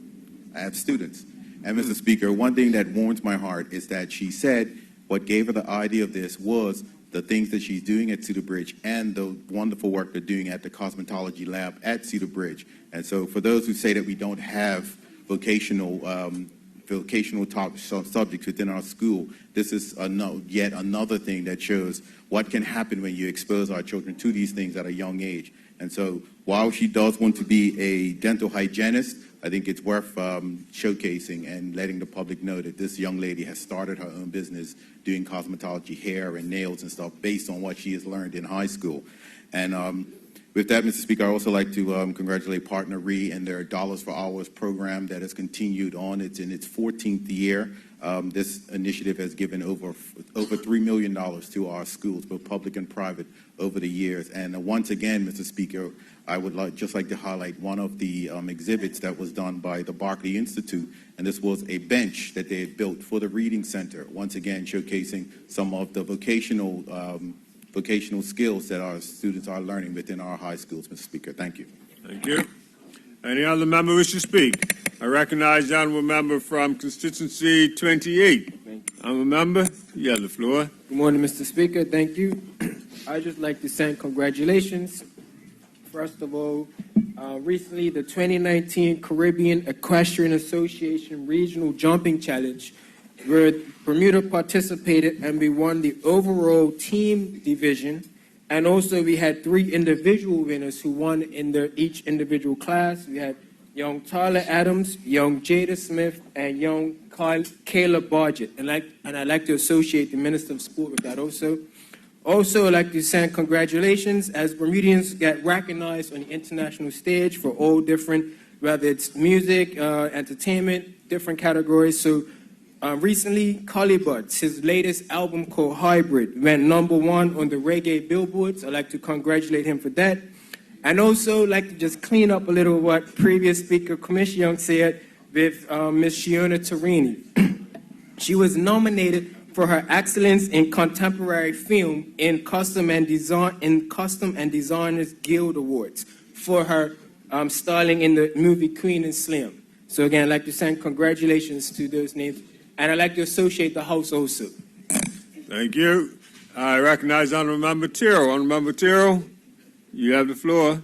Good morning, and thank you, Mr. Speaker. Mr. Speaker, on a sad note, I would ask that this House send condolences to the family of the late Wendell Eve of Lusher Hill East. A very untimely passing for a very industrious person in this community. I'm sure he'll be sadly missed by his wife, Marilyn, and the children as well, and I'm sure his entire family. I would also ask that condolences be sent to the family of the late Robert Eugene Huey, commonly known as Bushes. Many of us would have probably seen Robert on a daily basis walking throughout town and probably suspected that he was homeless, but I can certainly assure you, Mr. Speaker, that Robert had a very, very loving family. He just fell on hard times, and that was, basically his lifestyle. But he will be missed by certainly his mother Olive and Father Freeman and the rest of the Huey family. Thank you very much, Mr. Speaker. Thank you. I now recognize the Honourable Minister for Works. Honourable Minister. Thank you, Mr. You have the Speaker. floor. I'd ask that a letter of condolences be sent to the family of Mr. Winslow Ernest Green, who amazingly, the MP for his district, the MP Dennis Lister, is asked to be associated with him. Mr. Speaker, he's survived by his sister Patricia Joe and numerous other relatives, but amazingly, Mr. Speaker, he worked for the Department of Parks for an astounding 40 years and 7 months. I mean, it just is amazing. He was a skilled gardener at level 2, and it's believed, we kind of figured out and established it, but we believe it's the only job he ever had. And so he succumbed to an illness earlier this week after a lengthy period of illness where he had been hospitalized overseas and then returned to us and was on light duties. And certainly the department clearly will be are struck with grief at his passing, and as is their custom, are in the process of doing some type of appropriate tribute in his honor. So I would ask that condolences be sent to his family. Thank you, Mr. Speaker. Thank you. Now I recognize the Honourable Member Simons. Honourable Member, you have the floor. Thank you, Mr. Speaker. Mr. Speaker, I rise this morning to send condolences to the family of Ms. Darcy-Ann Tucker. Darcy-Ann Tucker is the sister of former member Darius Tucker. And also sister to Darnell. She recently passed. We went to school together, Orchard, and then on to Sam. She was a keen athlete, a loving person, a teacher, and she was always willing to go the extra mile to help someone. So I'd like to send condolences to the Tucker family.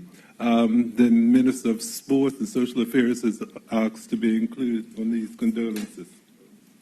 I'd like to also associate myself with the comments made in regards to Tammy Ritson Augustus, a fine lady, and she continues to strive and make successes in her business, and particularly in the shipping industry business. Suella Lottimore, I'd like to associate myself with those comments. She's a friend of mine. In fact, she tried to coach me, but she wasn't that successful. But yes, absolutely, you can see that. But yet she has been working hard at it for years and years. She's coached a lot of people, and I think it's a great reward. I think she has the distinction of having achieved 2 licenses in the same evening here in Bermuda. So I wish her continued success. As for Bermuda Equestrian Federation and the CEA competition, I'd like to associate myself with that, but I'd like to also make the point that most of the international competitions that the Bermudian equestrians participate in the region, we come out in the top 3 almost in all disciplines, that being show jumping, dressage, and even the driving. So I would suggest that we continue to support the Bermuda Equestrian Federation and its athletes, both horses and individuals. Thank you, Mr. Speaker. Is there any other member wish to speak? I recognize the Honourable Member Swan. Honourable Member, you have the floor. Good morning, Mr. Speaker. Mr. Speaker, I'd like to recognize a couple of very important folks in our community for an initiative that they worked on very quietly. And one person is sitting right behind me, the Honorable Member MP Renee Ming, Assistant Commissioner Naima Aswad, and many others who worked very quietly behind the scenes to realize a policing community center right on the water's edge down there in St. George. And at the reception this week, it was moving to see Mr. David Summers, who made available one of the buildings of which he has responsibility in that area. I believe he negotiated a very favorable rent, a little less than a peppercorn, to be able to allow community policing and marine policing to function. It's an important part of what the community wants, and I want to thank the Honorable Member Ming and my colleagues for their work behind the scenes on this important initiative, community initiative. Mr. Speaker, thank you. Thank you. Any other member? We recognize Honourable Member Pearman. Honourable Member, you have the floor. Good morning, Mr. Speaker. I would like to congratulate the people of the United Kingdom of Great Britain and Northern Ireland for the free and democratic elections that we saw last night and early this morning. It's not every jurisdiction in this world that has free and democratic elections, and there are other countries who would wish to have that opportunity. Mr. Speaker, as you know, it was a landslide win for the UK government, but it was also a staggering collapse for the Labour Party.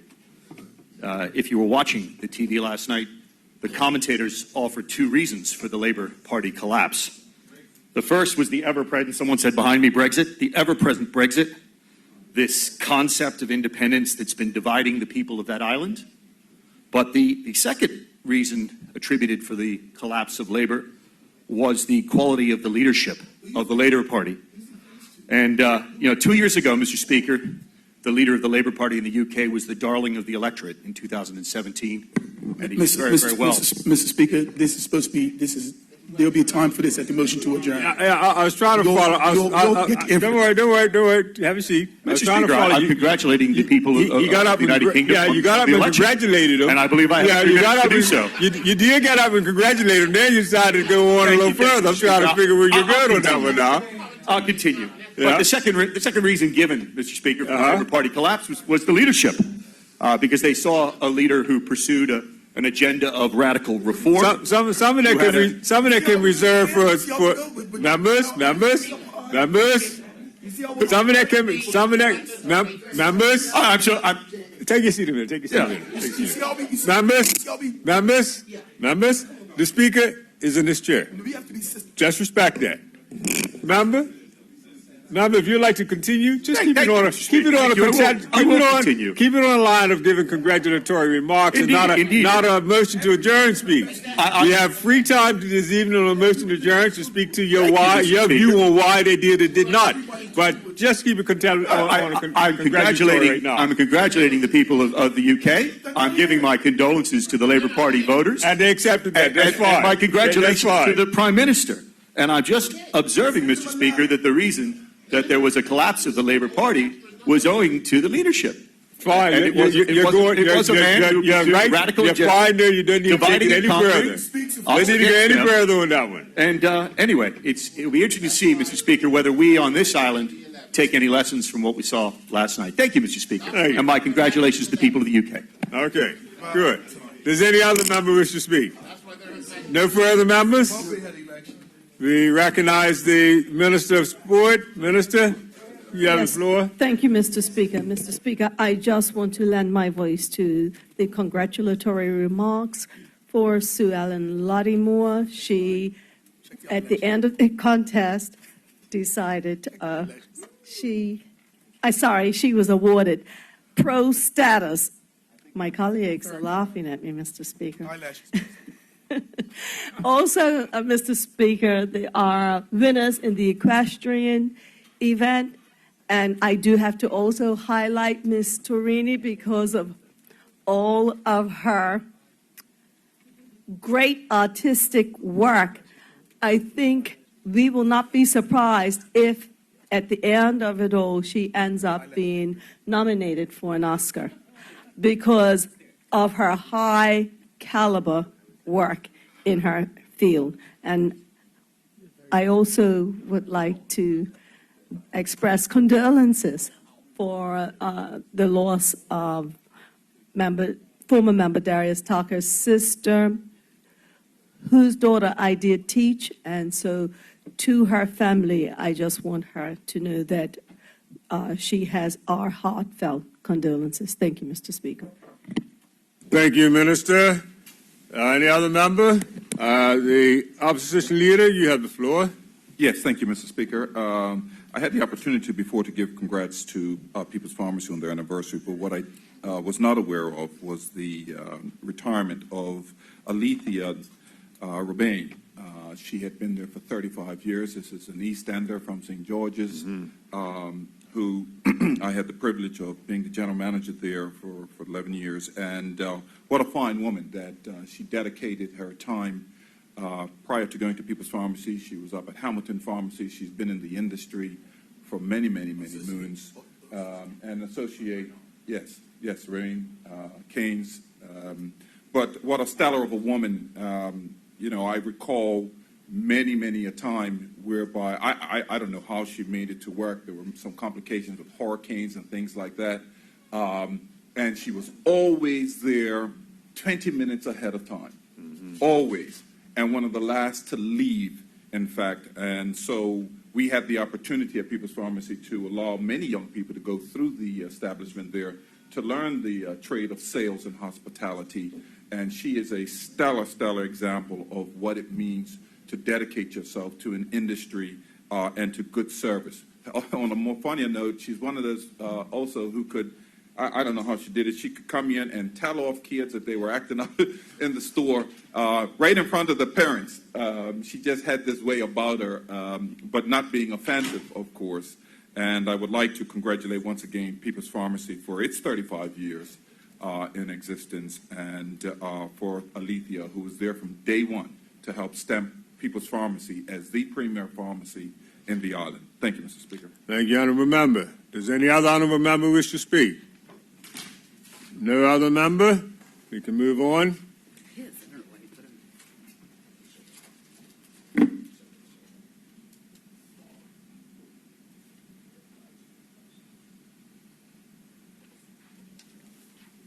Matters of privilege? Matters of privilege. There are none. Personal explanation. There are none.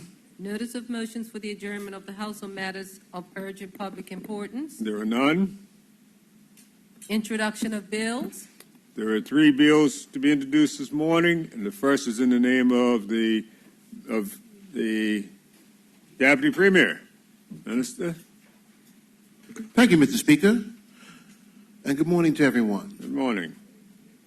I am introducing the following bill for the first reading so that it may be placed on the order paper for the next day of meeting. Mortgage Registration Amendment Act 2019. Thank you. The next is in the name of Minister Furbert. Minister? Thank you, Mr. Speaker. I'm introducing the following bill for its first reading so that it may be placed on the order paper for the next day of meeting, Statistics Amendment Act 2019. Thank you. Thank you.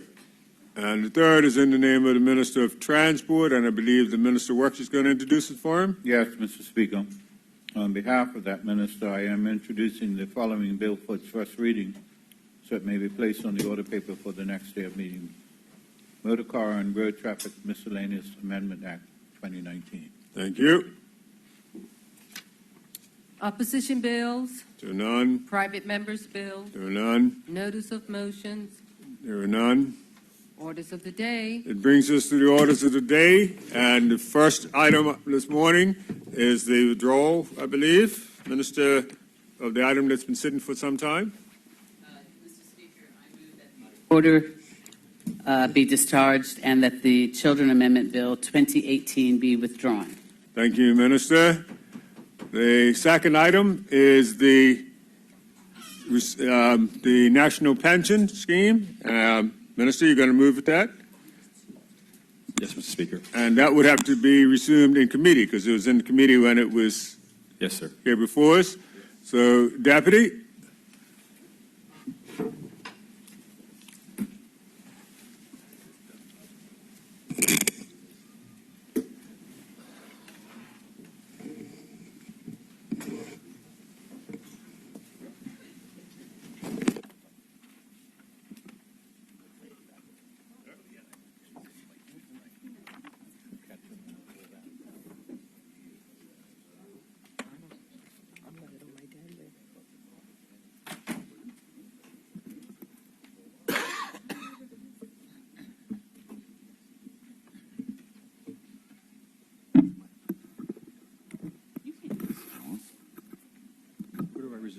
Honorable members, we are now in Committee of the Whole for further consideration on the bill entitled the National Pension Scheme Occupational Pensions Temporary Amendment Act 2019.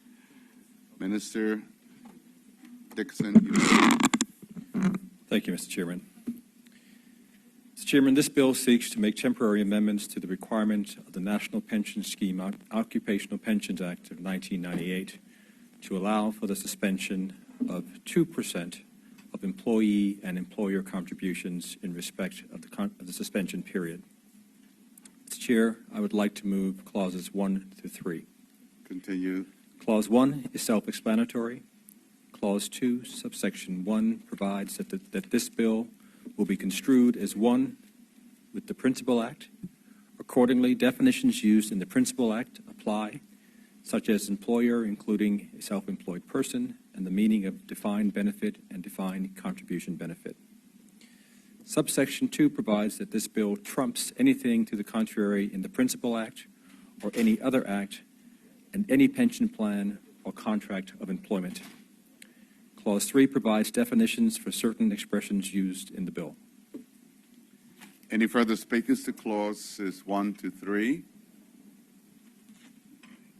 There appear to be none. Mr. Chairman, I move that clauses 1 to 3 be approved. It has been moved that clauses 1 to 3 be approved. Are there any objections to that? There appear to be none. Approved. Minister, continue. Mr. Chairman, I propose to make an amendment to Clause 4. Clause 4 applies to defined contribution plans and provides for the suspension of 2% of contributions by members and employers in respect of the suspension period. An employer may suspend contributions only with the agreement of the member if the employer pays all or part of the member's contribution, and only with the agreement of the collective bargaining agent if the member is represented by a bargaining agent and the bargaining agreement addresses the pension plan. Subsection 6 provides that a member's membership in the plan continues in respect of calculation of the member's benefit and for all other purposes, notwithstanding any suspension of contributions in respect of the suspension period. Minister, 1 second. You got any copies of that, of the amendment?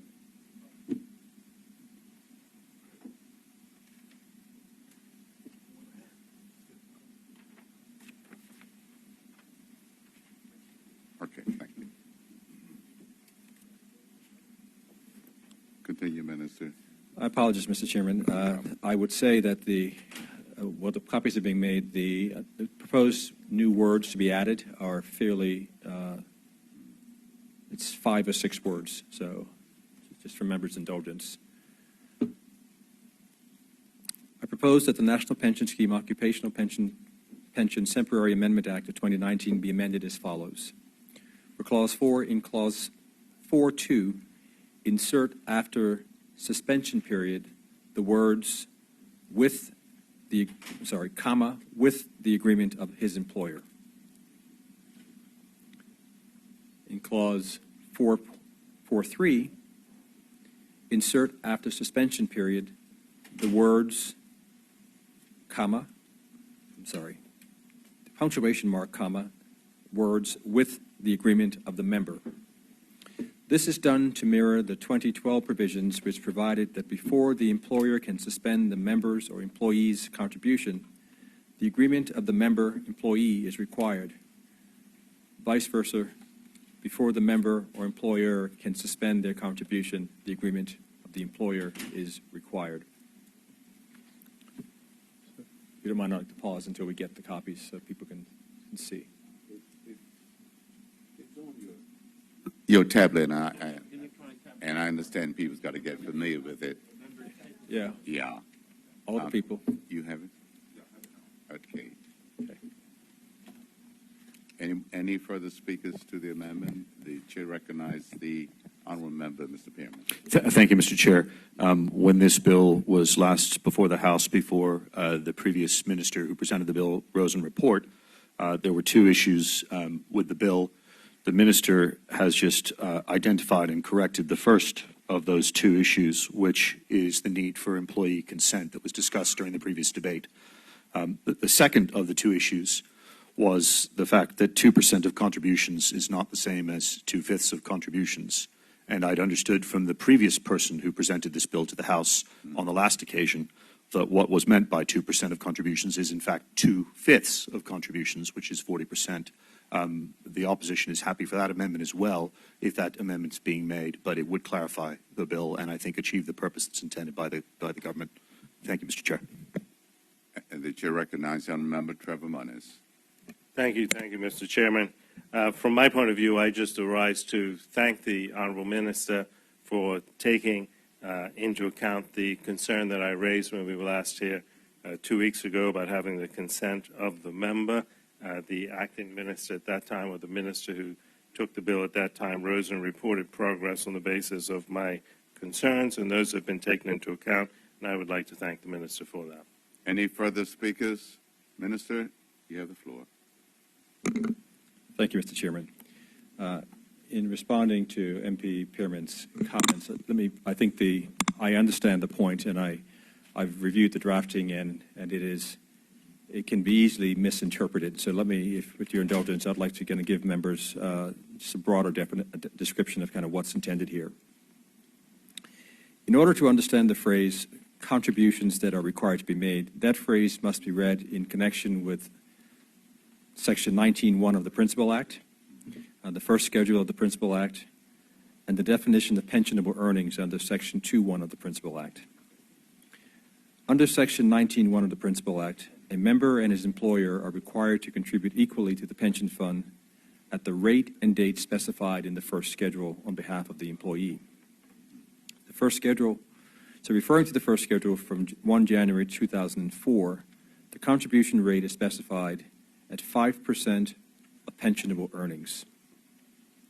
In Section 2.1 of the Principal Act, pensionable earnings means, in the case of an employee, any of the following payments expressed in monetary terms and paid directly or indirectly to the employee by the employer up to a maximum of $200,000 a year. And that would include any wages, salaries, or leave pay, any fee or commissions, any bonus, including payment from a profit-sharing scheme which exceeds 10% of the employee's basic salary or wage for the period in question, but does not include overtime payments in respect of hours worked in excess of 35 hours in any week, severance payments, retirement or long service recognition payments, or health insurance premiums. And B, in the case of a self-employed person, his earnings as prescribed and calculated in accordance with the regulations. So, by way of example, consider an employee whose pensionable earnings is $100,000 per year.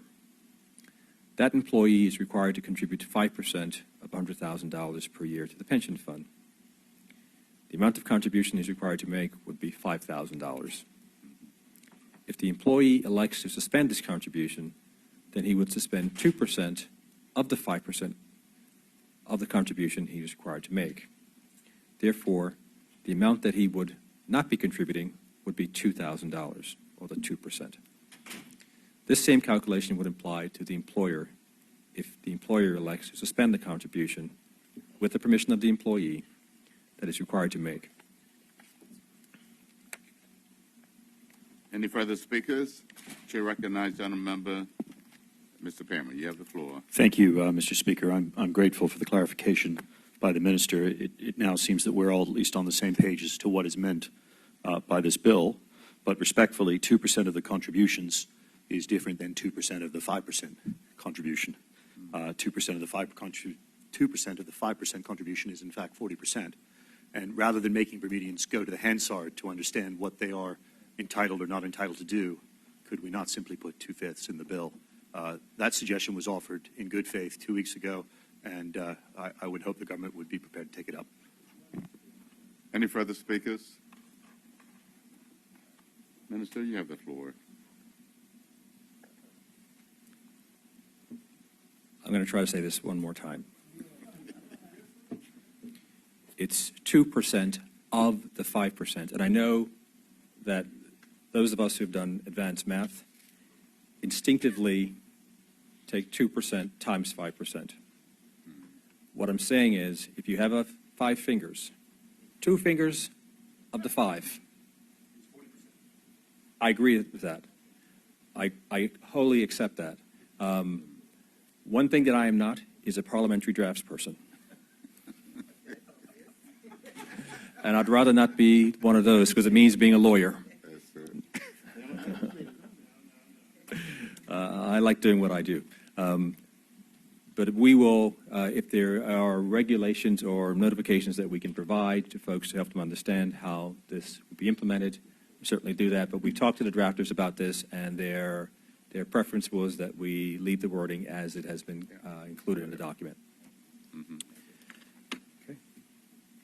So, I move to approve Clause 4, Mr. Chair. It has been moved that Clause 4 be approve as amended. Any objections to that? There appear to be none. Approved. Mr. Chair, I move clauses 5 through 10. Continue.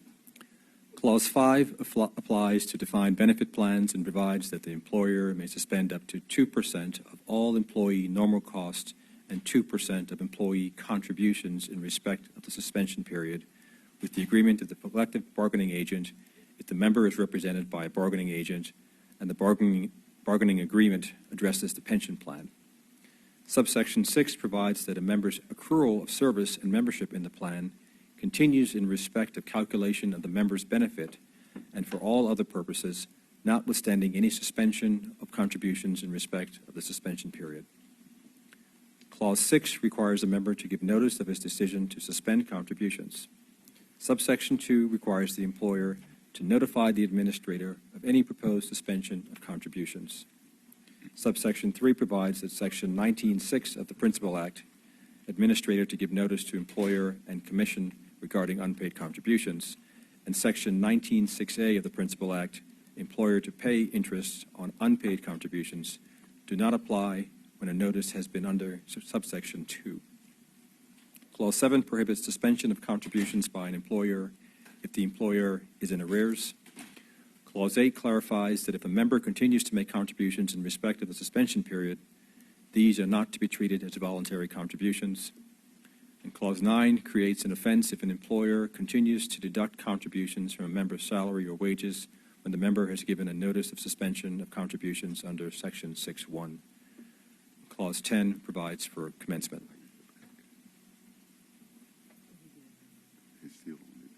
Any further speakers? The chair recognizes the honorable member, Pat Pamplin Gordon. Thank you, Mr. Chairman. Mr. Chairman, my observation is in respect of Clause 4 being the suspension of the contributions, and Clause 5. 4 is defined contribution benefits, and 5 is defined benefits. And as I mentioned when we did the debate of the whole, that the idea of suspensions, I just think it's important to understand for the public that this is not just the 2% that they are able to hold on to now, but it has exponential ramifications as time goes on when you do not contribute. So it's important to understand that not only are we relinquishing the taking of the 2% or the saving of the 2% at the moment. What clause are you talking? Clause 4 and Clause We're 5. just finished 4. Clause 4, which We're doing says. 5 to 10 right now. Oh, I'm sorry. Then I apologize. If we've already accepted 4, thank you. Any further speakers to clauses 5 to 10? Yes, sorry. Then my comment is in relation to Clause 5. I'm sorry if I missed the opportunity to speak to Clause 4. The argument remains exactly the same, that if we're talking about not making a contribution, that it's fine to say you've got the money now, but that contribution that you do not make compounds exponentially between the time that you are not making the contribution and the time that you're eligible to take out the benefits of your pensions. And I say all of that just to underscore that to the extent that anyone is able to not implement this clause, this allowance, that I would certainly encourage them to do so, because this 2% is going to cause challenges further down the road. Any further speakers? Minister? Mr. Chairman, I move that clauses 5 to 10 be approved. It has been moved that clauses 5 to 10 be approved. Are there any objections to that? There appear to be none. Approved.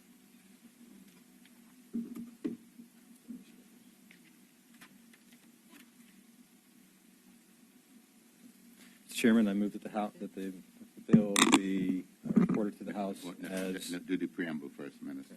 I'm sorry. I move that the preamble be approved. It's been moved that the preamble be approved. Any objections to that?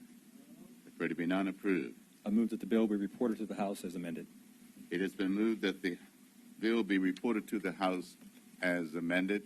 Any objections to that? There appear to be none. Approved. You'd have heard that. Like that.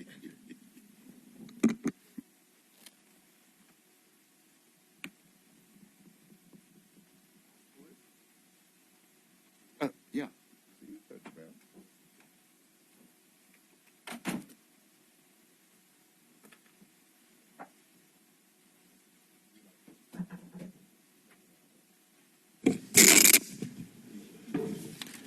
Members, are there any objections to the National Pension Scheme Occupational Pension Temporary Amendment Act 2019 being reported in the House as amended?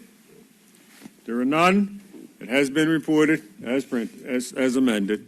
That now moves us on to the next item on the order paper this morning, and that is the item number 3, the second reading of the Children Number 2 Amendment Act 2019. And I believe the Minister Wilson will be leading. Minister? Thank you, Mr. Speaker. Mr. Speaker, I move that the bill entitled the Children's Number 2 Amendment Act 2019 be now read a second time. Any objections? No objections. Continue.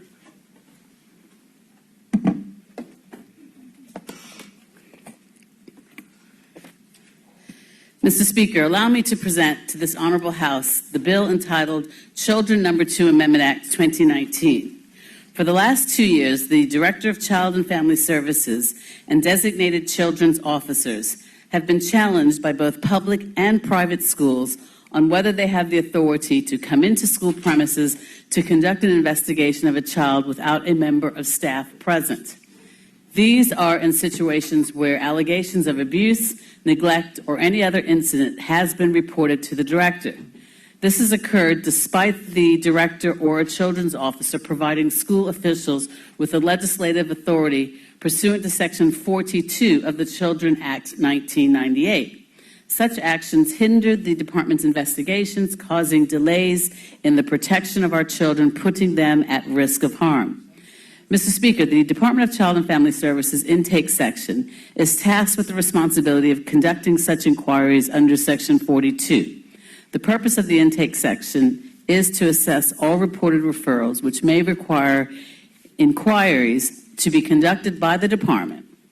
Intake is a critical component of DCFS that provides child protective services while ensuring the following, Mr. Speaker. A, DCFS main point of contact for reporting concerns regarding children which are received and assessed. B, to provide information to mandated reporters and the general public regarding the services available by DCFS. C, initiate help for identified families. And D, providing timely and appropriate measures directed towards ensuring the child's safety and maintaining the family. Mr. Speaker, by way of advising on the importance of these amendments, in 2017 alone, 1,222 new incidents of child abuse or neglect were reported to the intake section of the Department of Child and Family Services. In 2018, there were 1,142 new incidents. These are incidents where a child is suffering or is likely to suffer significant harm at the hands of an abuser and can include physical and or sexual abuse, verbal abuse, and or neglect. Already between January and September of this year, the department has received 785 new reports of allegations of abuse against a child. Mr. Speaker, as a result of these challenges, the Director of Public Prosecutions and the Attorney General's chambers were consulted for advice on the direction the Department of Child and Family Services should take in order for Section 42 to be effectively utilized when conducting such investigations. Mr. Speaker, it was recommended that further information should be included in the Children's Act 1998 to provide clarity that Section 42 applies to both public and private schools and to impose a duty on persons to comply with the legislation. Mr. Speaker, the Ministry of Education was also consulted, and they are in agreement to the legislative amendments recommended by the Department of Child and Family Services. The Ministry of Education supported DCFS revising their policy and procedures to ensure more than one social worker is present during the inquiry. Also, to ensure that the amendments reflect the collective responsibility required under Section 42 of the Children's Act 1998 to do the following. 1, ensure school officials at public and private schools and tutorial sites, are informed of the process that DCFS will use when conducting inquiries under Section 42 of the Children Act 1998, and B, ensure cooperation and collaboration exists between public and private schools and tutorial sites with the department when investigating suspected abuse or neglect of a child in order to act in the best interest of the child by protecting them from harm. Mr. Speaker, for this reason, the bill is intended to enhance the existing legislation by providing clarity in 3 ways under Section 42 of the Children Act 1998. First, that the Director of the Department of Child and Family Services may require persons to give him access to a child in order to conduct an inquiry where there has been reported incidents against a child, including abuse or neglect. Secondly, to impose a duty on persons to comply with a requirement given by the Director. And finally, a penalty for failing to comply with the requirement. Also, consequential amendments have been made to the Education Act 1996 and the Education Rules 2006. These amendments will be elaborated on during this presentation, Mr. Speaker.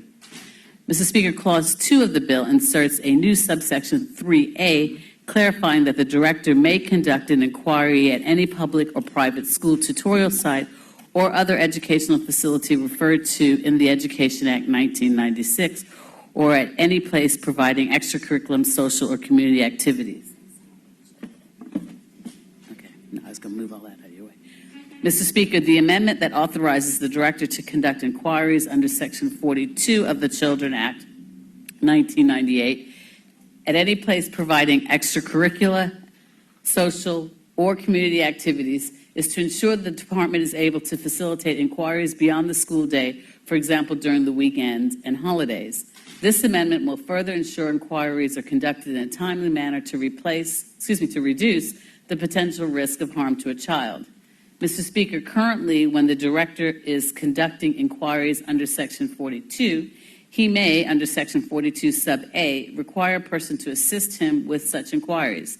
Clause 2 of the bill enhances Section 42(8) of the Children Act 1998 by providing for the Director to require any person to grant access to the child, to require any person to assist him with the inquiries, and in particular by providing relevant information and advice, to require any person to provide facilities to conduct the inquiry, to require persons not be present during the inquiry, and to assist him by refraining in any way from obstructing the inquiry, including refraining from informing any person that an inquiry will be, is being, or has been conducted.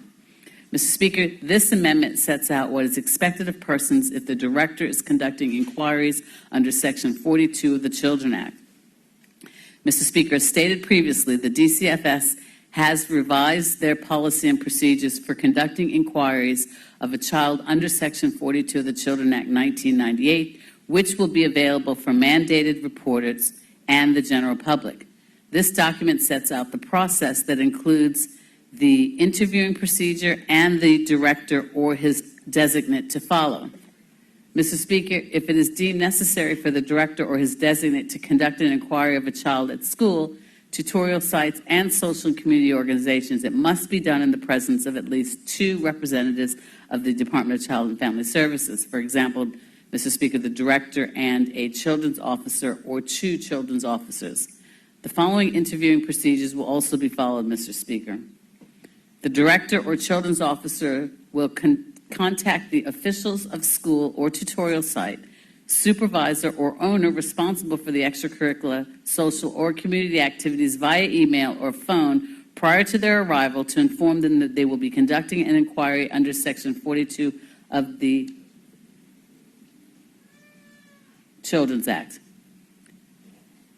The officials of school or tutorial site, supervisor or owner responsible for the extracurricular, social, or community activities will A, provide contact information and the address for the parent or guardian of the child. B, provide the contact information address of the child if different to the address of the parent or guardian of the child. C, assist the Director or children's officer by 1, providing a private suitable space to conduct an inquiry of the child that is free from distractions. 2, bringing the child to the identified space where the inquiry will be conducted. 3, providing additional support for the child as required, such as a translator, assisted technology, Mr. Speaker. And 4, offer support to the child during the interview process if requested by the Director or children's officer.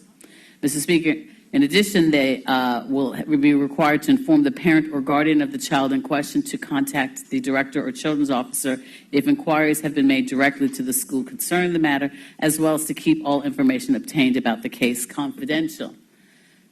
Mr. Speaker, due to the obstructions the department has faced when conducting such investigations and the harm a child could experience as a result of such delay, the bill also introduces an offense and penalty under Clause 3, which amends the Children's Act 1998 by inserting the new Section 42A. Introducing this offense, a person is aware from the outset if they fail without reasonable excuse to comply with the requirements imposed by the director under Section 42B, they may be guilty of an offense under Clause 3. The penalty provision under Clause 3 is a maximum fine of $3,000. The fine not exceeding $3,000 was introduced to deter any person from failing to comply with the director's requirements in order to avoid delay in conducting inquiries of a child under Section 42. This penalty was derived to align sanctions under the Children's Act 1998 to provide consistency throughout. Mr. Speaker, Clause 4 of the bill allows for consequential amendments to the Education Act 1996 by introducing Section 68A. Section 68A provides for the director or his designate to conduct an inquiry under Section 42 of the Children's Act 1998 at a school, tutorial site, or other educational facility without a person being present. The intent is to allow inquiries to be conducted by the director or children's officer in private. This will prevent persons interfering with the investigation process by intimidating a child who's being interviewed by the director, as this has had a negative impact on the inquiry process. Also, a consequential amendment has been made to the Education Rules 2006 under Clause 5 of the bill. This amendment provides clarification that an investigation under Rule 25 does not include an inquiry conducted by the director under Section 42 of the Children Act. Mr. Speaker, the legislative amendments introduced by this bill enhance the process by which the director or his designate conduct investigations under Section 42 of the Children Act 1998 of allegations of abuse of children. This government is confident that this legislation provides the clarity and authority required by the department to facilitate inquiries at schools, tutorial sites, other educational facilities, and any place providing extracurricular, social, or community activities in order to protect and safeguard our children. Mr. Speaker, in conjunction with the legislative amendments, the Department of Child and Family Services will provide all schools and tutorial sites with their policy and procedures and any material highlighting these amendments. This information will also be available to persons providing extracurricular, social, or community activities, as well as the general public. Mr. Speaker, DCFS wants to ensure that school officials and operators of tutorial sites, extracurricular, social, or community activities adhere to the process and procedures that the department must follow to ensure that the welfare of the child is paramount when an allegation of abuse or neglect of a child has been reported. In light of this, DCFS is committed to educating mandate reporters and the general public of these amendments. Thank you very much, Mr. Speaker. Minister, are you at the end of your presentation, or? Yes, I am, Mr. Speaker. Okay. Before we acknowledge the next speaker, I suggest we take a lunch now. Any objections to that? No objections? No. The House will stand adjourned until 2 p.m.